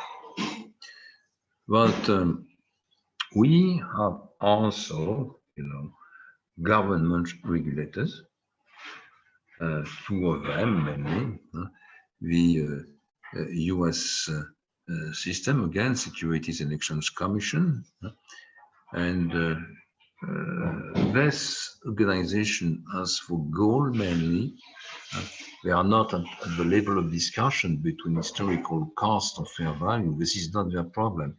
These questions are the problem of the two private organization, FASB and IASB. This is here, they write rules and limits, ratios in order to protect investors. In Europe, we have a European Security Committee, but Europe is more complex than the US because we have also national regulators. So you have to take into account, for example, when you are a firm listed in the market and you produce accounts of national regulations, but also the European regulation. That means, for example, the assumption that you are a French-based firm, but you are listed also in Frankfurt in Germany, and you are also listed in the Netherlands, in Amsterdam. So you meet requirements from the national regulator, the French, the German, and the Dutch, but also of the European Security Committee. So that means, in the accounting principles, applied by a firm, you have more and more to take into account of different bodies, regulators, of their requirements, of their rules, which means that it's more and more complex to publish accounts, even if it is probably easier and less risky for investors. Now, after these elements in accounting and finance and the power and of regulators, whatever they are, public or private, why do we analyze financial statements? And we have several questions. First one is, would an investment generate attractive returns? But you have a firm is making a very important investment, the price will change completely, the size of the balance sheet, bring new element of cost and sales in the income statement. What about the returns? The second one is about risk. What is the degree of risk inherent to this investment? Okay. That's really the two main questions. The third one, and for me it's number 4 here, it will cash flow be sufficient to service interest and principal payments on debt? It's a liquidity analysis. Okay, so you have return, risk, liquidity analysis. Okay, and number 3, it's very specific.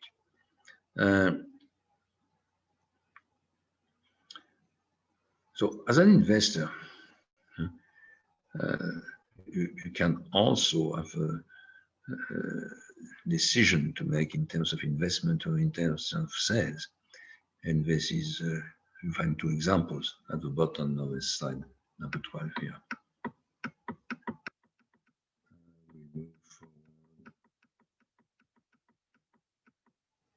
So what are the basic financial statements you will use? The income statement, of course, okay, which is a statement of earnings, profit, and loss account. Financial results on accrual basis over a period of time. So this is probably the most important one. And this is the most important one, not only in relations with firm, with investors, with banks, with shareholders, but it is also an element, a statement, which is useful inside the firm. Even in very sophisticated firm, on a financial point of view in the industry, and I had the experience of that because I've been working for years, in the petroleum industry and also in the food industry before moving to academics. Balance sheet is unknown by even a CEO of large subsidiaries, for example, or by head of departments. Very often, they don't have a very limited background in finance, but you can explain them easily in income statement because the statement is very close to budget. And they are driving their department or a subsidiary using a budget which have been negotiated with the CFO generally of the group or firm. So income statement, is very well known. It is integrated in the practice.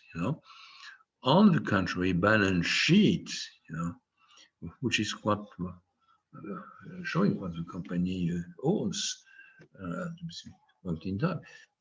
It's a statement which is known by a very limited number of persons, even in large groups. I've been working for a group called Danone in the food industry, before working for BP, a British company. And I've always been very surprised by the number of persons able to present the balance sheet of the companies, in front of financial analysis, were what? About 10 in each case. And these companies were had at the time something like 80,000 to 100,000 staff. So this is balance sheet is for it's for expert in finance or expert in accounting. Income statements, closer to budget, is understood by many executives, even if their background in finance it's limited, and even if their daily task is not in finance but in production, in marketing, or in something else. The third one is a cash flow statement. Cash flow statement give you information about cash receipts and payments over a period of time. So this is a bit more complex, but it is probably much more interesting when we want to understand what's happened than the two others. Because it is in cash at the end in the firm, the only important, what are the important things, at the end? The return for shareholders first, and the cash situation second. Now, all the other elements can be measured, interpreted, but they are secondary in terms of importance. What you need also is appendixes to these income statement, balance sheet, and cash flow statement, which mean other information from financial reports. For example, and this is only examples here, statement of changes in owner's equity, footnotes and supplementary schedules, management discussion, summaries of management discussion and analysis, external auditors report. This is very, very useful. So we have more and more of these supplementary information needed, and in many cases, they are also available for shareholders at least. Let's move. I will come back on my example later. This is not what I want to do today.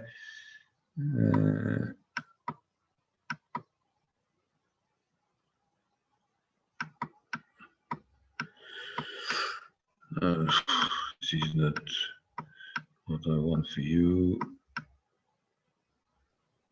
Professor, sorry for interrupting you. Would you like to have a break, or you okay with carrying on? Very short break because we are very late, and I can teach 1 more hour if you like. Okay. So you want 3 to 5 minutes break? It's up to you, Professor. So let's say very short break, something like 4 or 5 minutes, no more. Okay? Yeah, sure. Okay. That's okay? So yes. Yes? Yes, Professor. Okay, so no more than 5 minutes break.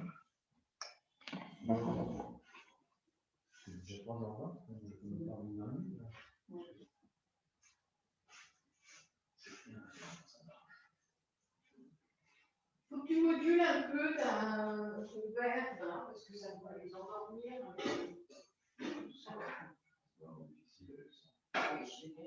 Tiens, regarde. Tu veux un petit chocolat en plus? Non, la fête, je vais faire ça. De toute façon, j'ai un rendez-vous.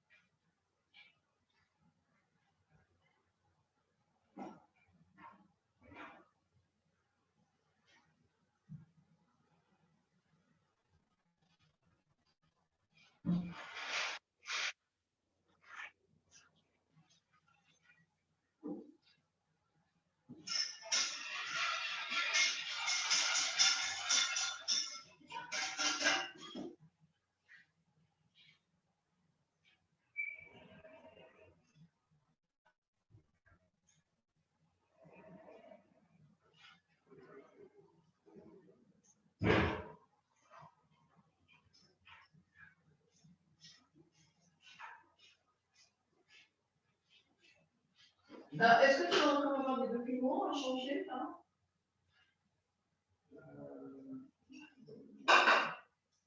Tu sais lesquels?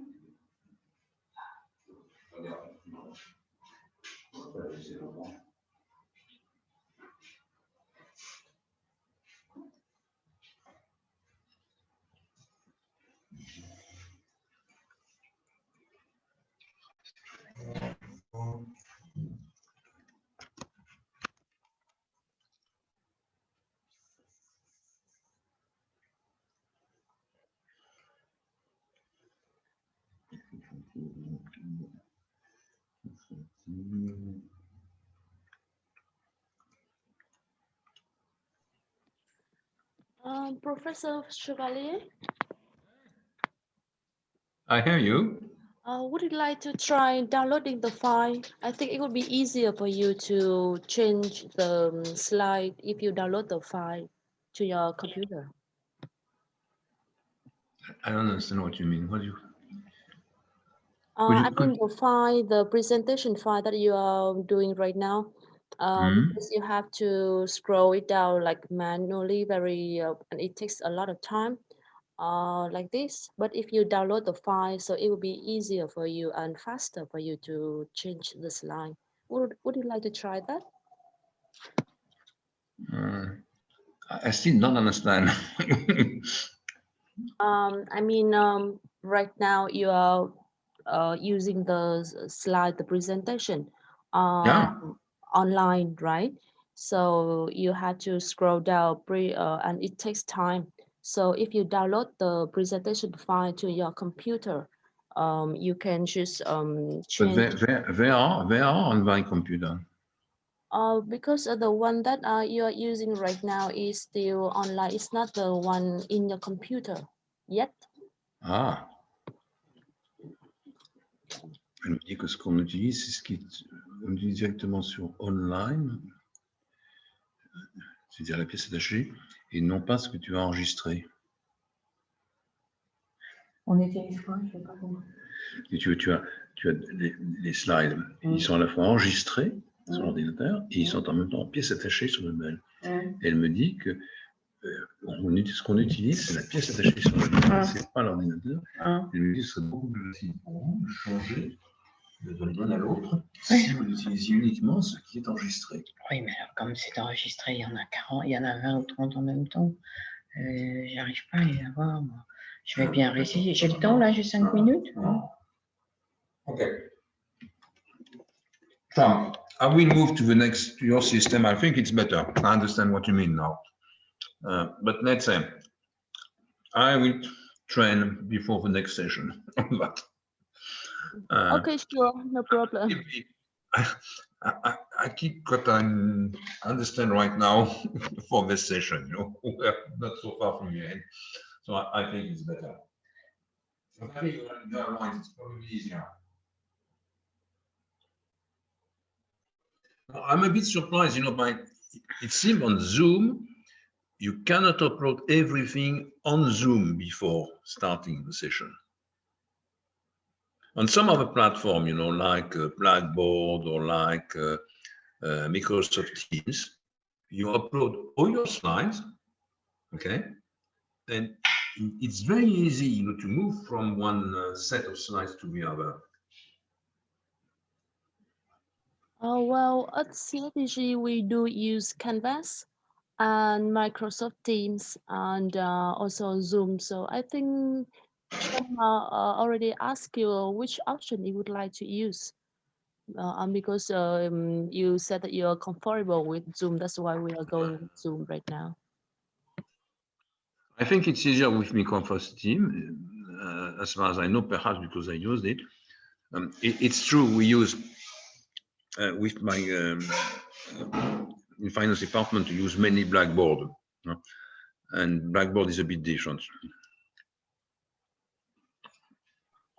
So would you like to change the teaching platform, or would you like to think about it? And probably tomorrow, Tim will email you If again. you can use Blackboard, for me, it's much easier because, you know, on Blackboard anyway, I can send you all the slides before. You can send them to the students, upload them on Blackboard, you know, and I just have with a link to be connected to the classroom. It takes 2 minutes. And after that, there is no problem of discontinuity, of internet connection and so on. So it seems to be easier. Oh, well, we do not use Blackboard at HCM. No, I think you don't use Blackboard. I had a discussion with Professor Parry.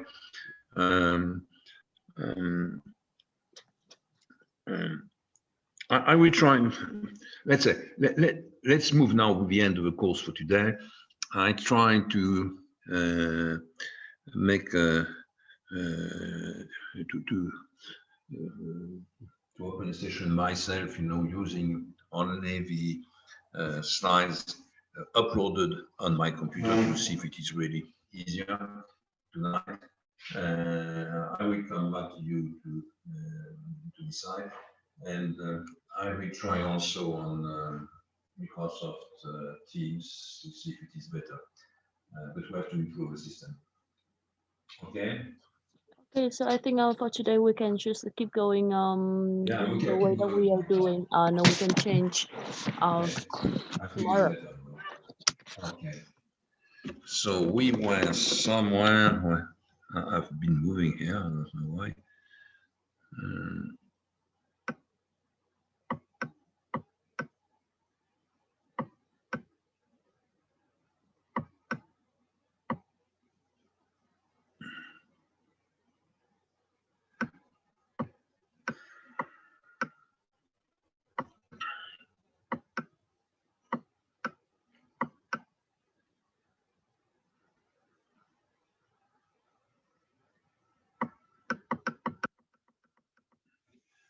Okay, so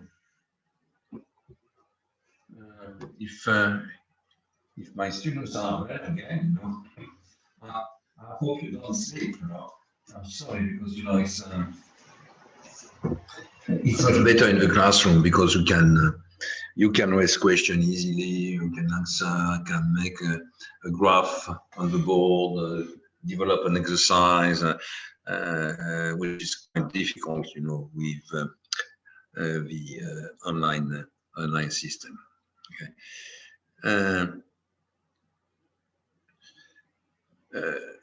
For this final part of the session today, let's start with a few words on the balance sheet first. And I will try to come back to a few questions coming from one exam on illustration. So I'm here. I hope you see my slide again. You know, it's slide number 27. It's slide 27, and you have a few points here on the balance sheet. You can make comments. So first point is, of course, most simple one, and don't be confused on that.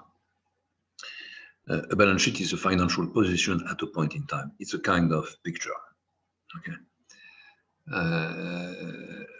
So that means also that, and this is the last element of the slide, the balance sheet date is very crucial.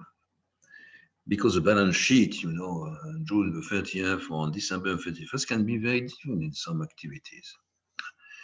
Because you can find some seasonal effect, for example. Okay. Or in some industries, even if the production is about the same, or the activity is the same, you know, the sales, you know, are signed at the end of the year. in consulting activities and information system mainly, you have a look to this level of sales for the last quarter. It's only about 50% of the total sales for a year. So you have to be very careful with this kind of seasonal effect of seasonal activities. So you have a distinction here between assets and liabilities, but I think it's very common and you can read it by yourself. Something which is more important, which is number 4, in US balance sheet items are listed in order of liquidity from least liquid. Okay, so be very careful, because the order you know, which is the US one, it is just the country in other parts of the world, and particularly in Europe, which is just the other way around in terms of presentation. You find the same elements, of course, but you have to be accustomed to the presentation. Another point is the next one, which is number 5 here. This is the problem of accounts to be used. You know, many firms today are small groups of firms. It's not only one company, but several companies are run by the same management and owned by the same shareholders. So we have firms, and generally in the literature, we are dealing with firms, independent firms, in fact. But very often, either you deal with a subsidiary of a group, or you deal with a group as a group. That means what you need is also the accounts and the balance sheet of all the legal bodies. But you need the consolidated account. And this is one reason why we introduced in this program a course on dealing with consolidated accounts, because it's more and more important today, and techniques and rules are less harmonized in the world than the basic techniques for independent firms. So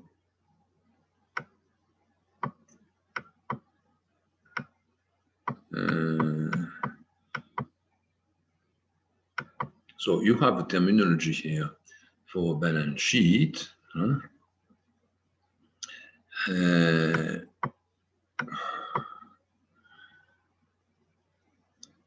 Let's start by the first element here.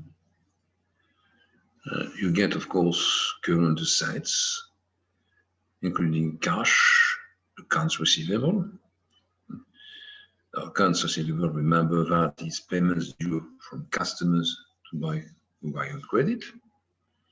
You get inventories, and it's very useful to get the detail of inventories if at the same time there is raw material, finished goods, and all what we can call work in progress, some elements which is between the raw material and the finished goods.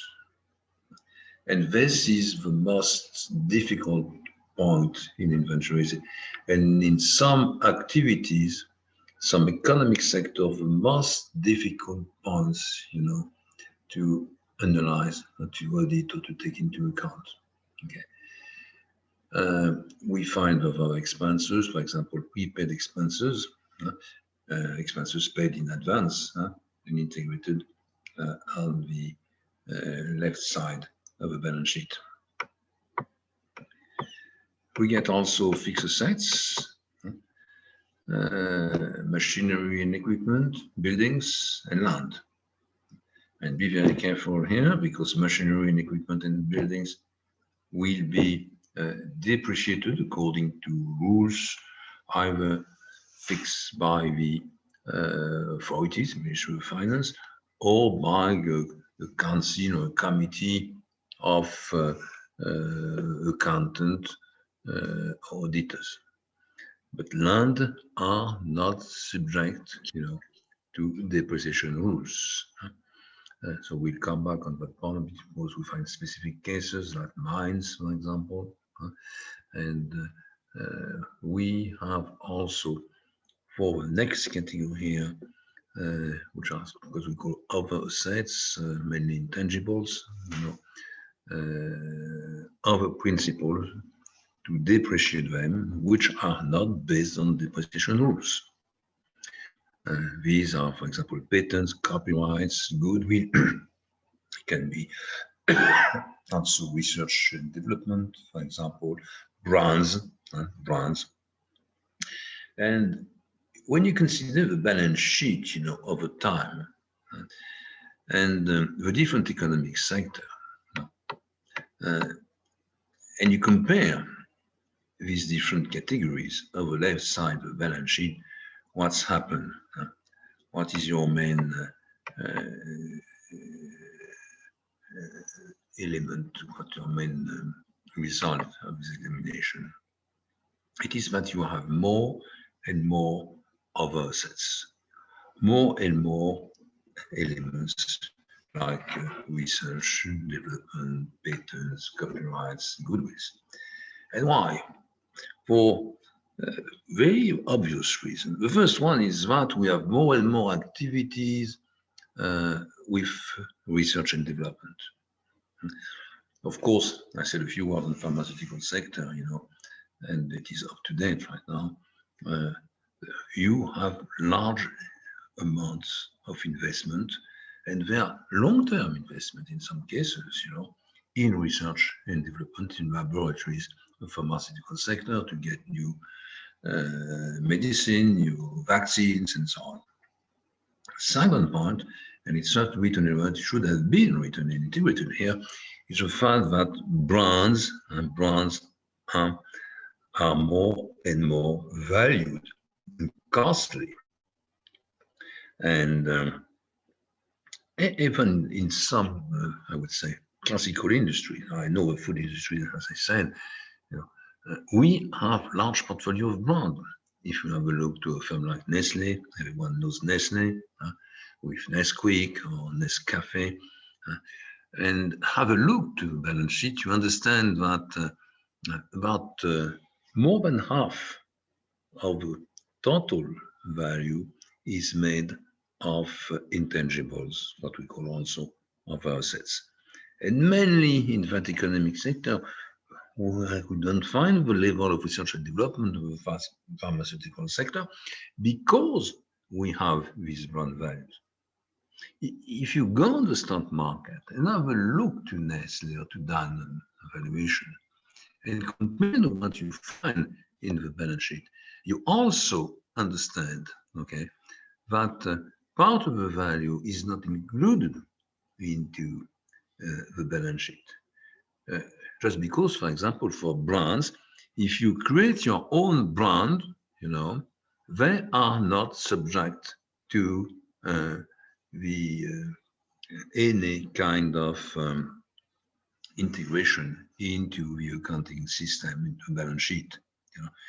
You introduce the brands only if they are bought to another player. So that means you find brands, more and more brands, but it's generally a portfolio of brands which has been acquired to several other firms, or acquired through acquisition of a firm. But part of them, of course, it is a case for Nestle. Nestle has created from scratch Nescafe or Nesquik, and these products, and they have a tremendous value. They are not integrated into the balance sheet. It's one of the main investment. They have paid for that. They have developed advertising campaign, promotion. They have paid agencies. They are also month after month still developing on these very well-known brands. Campaign, advertising campaign, marketing campaign to increase the value of his, and this is not in the balance sheet. We just have, the invoices of the advertising agencies which are included as costs in the income statement. So that means, when you are going to more and more market economy to modernize the economy, you understand that some important elements are not included or are just partly, for a marginal part, included into the balance sheet. And the more modern and up-to-date economic sector, and there's difference between what is included in the balance sheet, what is taken into account in the market value is very high, and is higher and higher, in fact. Okay. You should also understand here that some of the elements which I just mentioned very quickly are taken into account, are taken into account with VAT included, and some of us without VAT.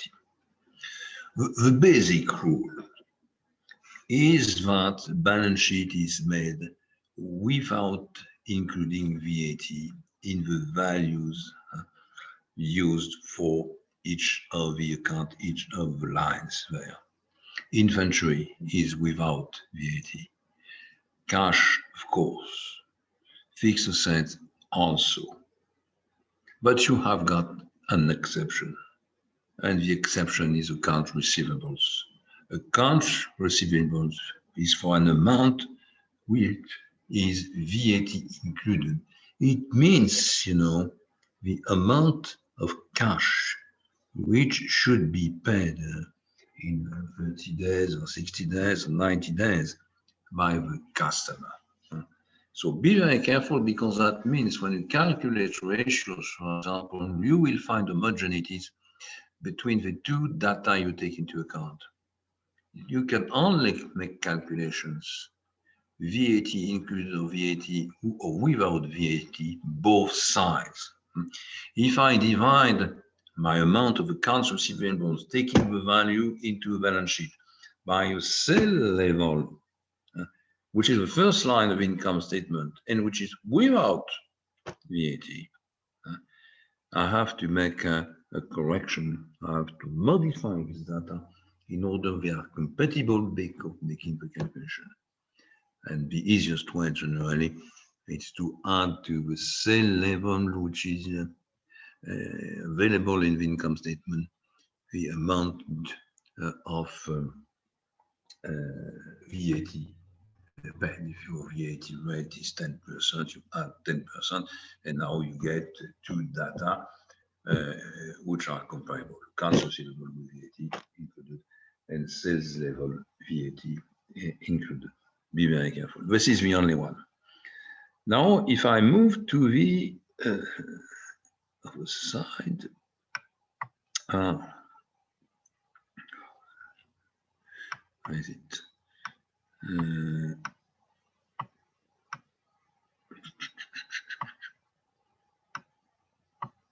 Here we are. I was there.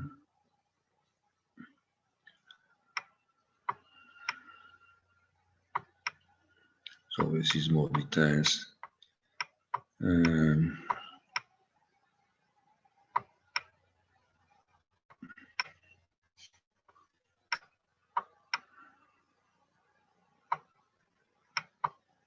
We'll come back on that point. Or let's have a look to that point. It will be easier to do it this way. Inventories. I said a few minutes ago, just before the break, that inventory calculation evaluation is not so easy. And we have three main techniques to deal with these inventories. The first one being what we call FIFO, first in, first out. What does it mean? You have, for example, an raw material. You are working on copper, for example, because you are in the electricity industry, you have a good customer in that field. And the problem is what? Is that if you have a look at the market prices are moving very quickly. And if you look at the price of copper today, and compare, for example, the price we had last August or September, you find an increase of about 50%. That means if you buy monthly copper to get the raw material necessary to your factory, you paid the copper you bought at different prices, very different prices in August, September, October, November, now January. Okay?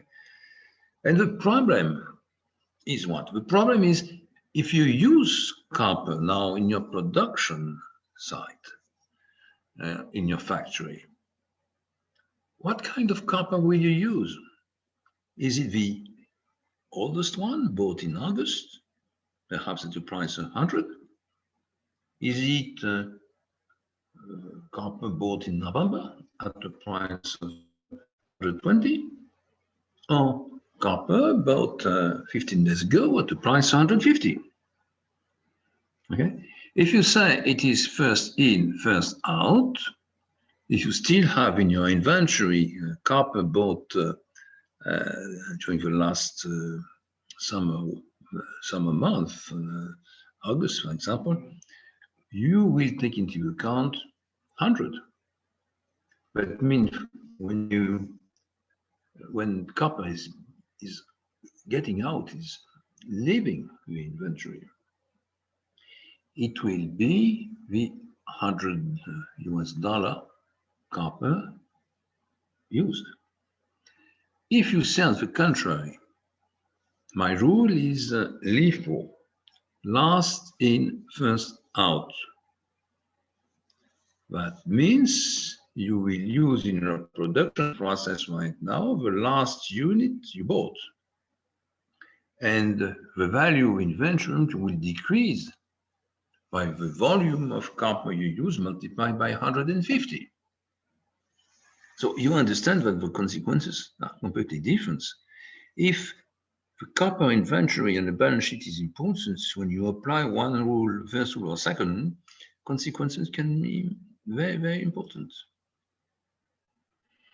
So another way to deal with that is what we call the average cost or weighted average cost. It means to calculate each day an average cost for the copper bought and still in the inventory, taking into account the volume bought at 100, the volume bought at 120, the volume bought at 150. And of course, the weights are the quantities still available in the inventory at each level of price. If you go, to this institution boards, like we mentioned a few minutes ago, which are defining principles and rules for your accounting system, what do they say to them? They say it's very difficult to use the LIFO, last in, first out. But you can use either FIFO or the weighted average cost system. The only thing you should not do is to modify your system year after year. You have to define a rule, explain what you do, and use it for years. You have to be stable in terms of rule you use. So this is something interesting here.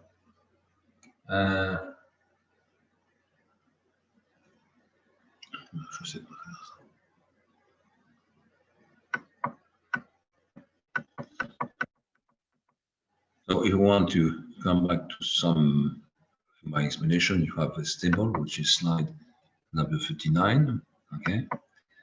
And it's a good summary of what we can do. Let's move. you can have a look to these slides.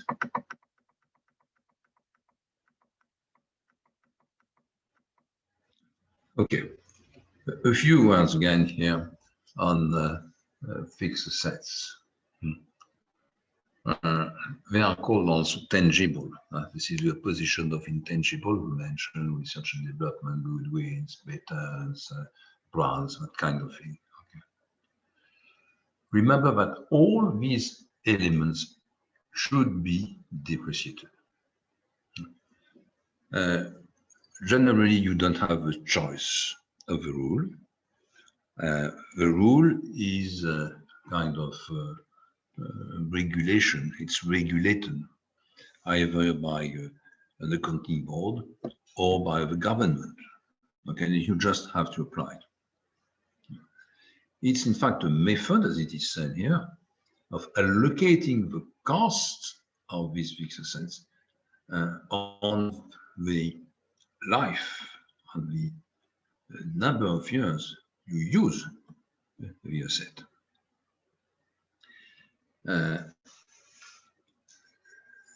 So you can have also residual values at the end, and you will see later what to do with the residual value. Remember also that we have different methods of depreciation, but also that inside the methods, the same method of depreciation, you have different application. The easiest one is what we call straight line method, which allocates an equal amount of expense to each year of the depreciation period. For example, you buy a company and you buy a car, and the car has to be depreciated according, perhaps in the country, a straight line system. In some others, it's an accelerated method. But let's say in that country, it is a straight line method. And you compare it to a neighboring country, which is also straight line for cars. But you know, the same car can be depreciated in one country on 4 years, for example, between 25% a year, and neighboring countries on 5 years, which is 20% per year. Okay. So the idea behind is that the car has to be depreciated, and the initial amount being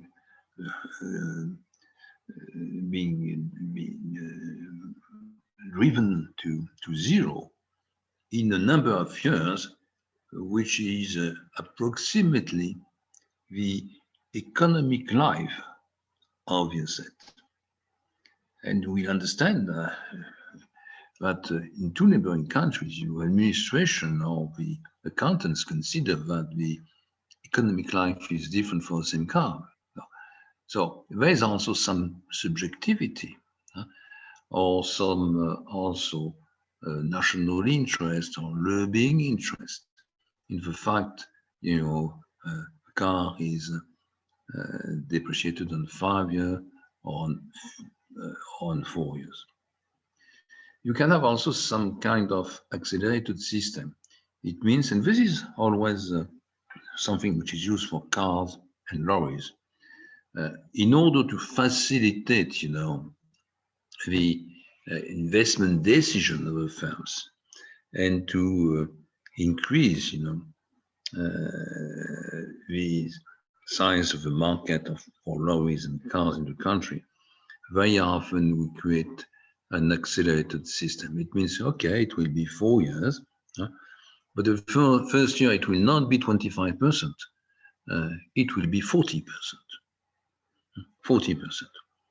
And that means 60% has to be also depreciated later. But in the 3 next year, it will be 20% each year instead of 25%. But this acceleration of the process is good news, of course, for the firm, because that means that cash is coming earlier. And if you discount, you know, cash brought back by the system, you know, there is a value, there is a net present value of the depreciation system, which is higher in the case of an accelerated system.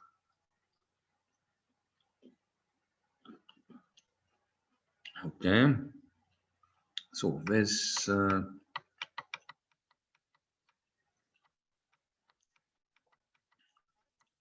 It's also, again, you know, intangible asset, but I already said what is written here. So this is for the left side of the balance sheet. If you go back perhaps to my exams, and you go back to the other side, if I'm able to do that, I'm not sure I will succeed.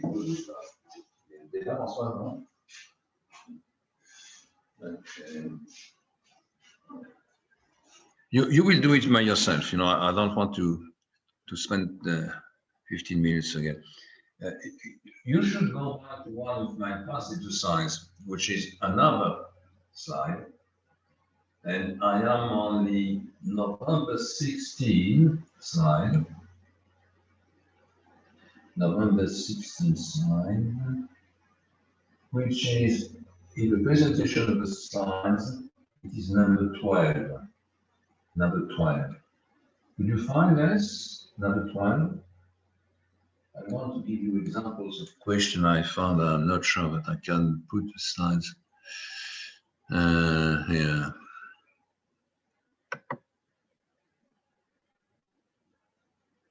Where is it?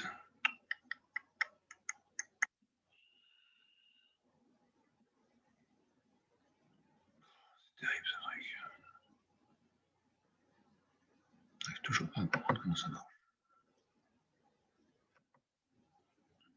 Okay, probably you can do it also with my my speech here. You move to slide number 12. It's another final exam. And this final exam is the exam for November 2016.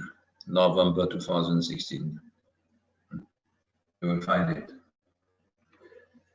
And what I want to show you is that we find questions in this exam. I want to illustrate what I said and want to illustrate that using part 1 of this exam. Part 1 is on financial accounts.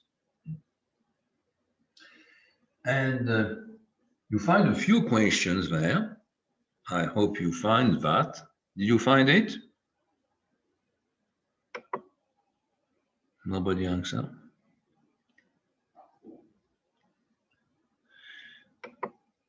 Tram, you are there? Yes, Professor, I'm here. Yeah. I am on slide number 12. Professor, can I suggest that because it's quite late now in Vietnam for everyone, so maybe we can stop here, and for the next sections you can add more minutes. Yeah, of course. Yeah, because it's 10 p.m. now in Vietnam, okay. So it's quite late. Okay, so no, I understand. Cham. I'm very sorry for time loss. Just 1 or 2 minutes to summarize what I did, today. I make a presentation of the course. I made a presentation of the syllabus. I went through the references, the organization of the control, the individual final exam, and the assessment with biotechnology. And I started developing the course using mainly, 2 questions. The first one being finance and accounting. How are they connected? What are the differences? What can we say, on both of them? What are the warnings? And the second element was to start with a balance sheet, and I went through the left side of the balance sheet, gave you some basic explanation, and also dealing with some elements on the VAT, on the liquidity ranking, on also the inventory calculations, those elements which are very central to take into account in financial analysis. So I understand it's late. I'm sorry for that. We will start again tomorrow. Tell me if you want to start a bit earlier or want to stay more. Tram, you will decide that. I'm available anyway. And I will start by giving you, an example, an illustration of what I did on the left side of the balance sheet, which is slides group number 12, which is the final exam. It was the final exam for November 2016. That's okay? That's clear, Tram? Yeah, I can hear you. Yes. Yes. So, thank you very much anyway. We're trying to do better, the next few days. And good night. And I see you, we meet you at least tomorrow. Goodbye.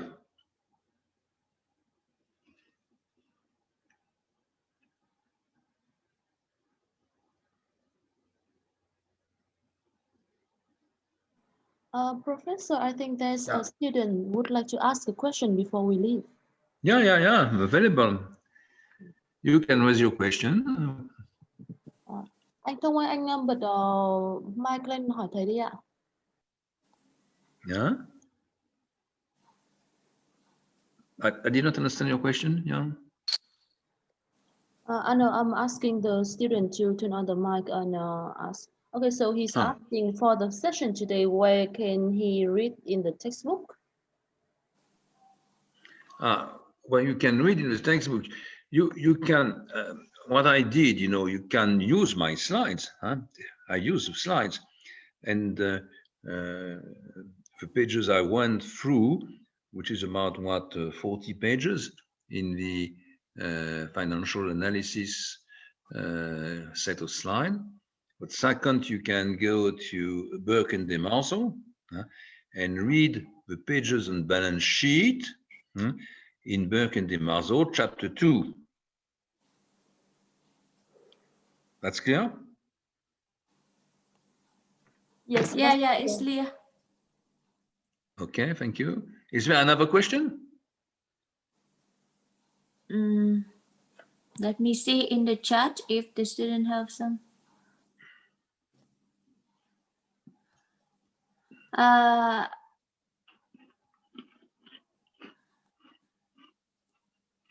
I think there's no more question, Okay. Professor.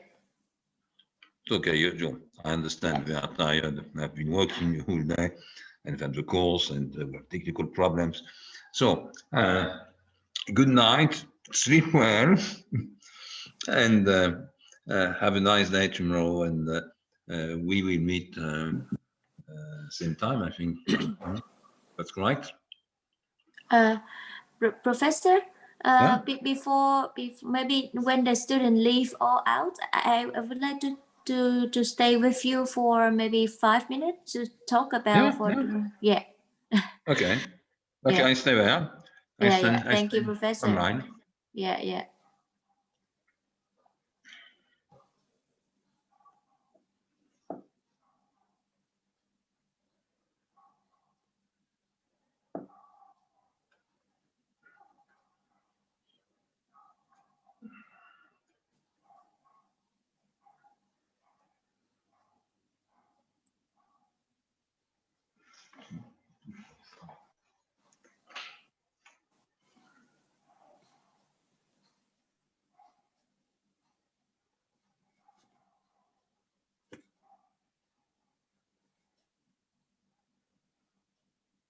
So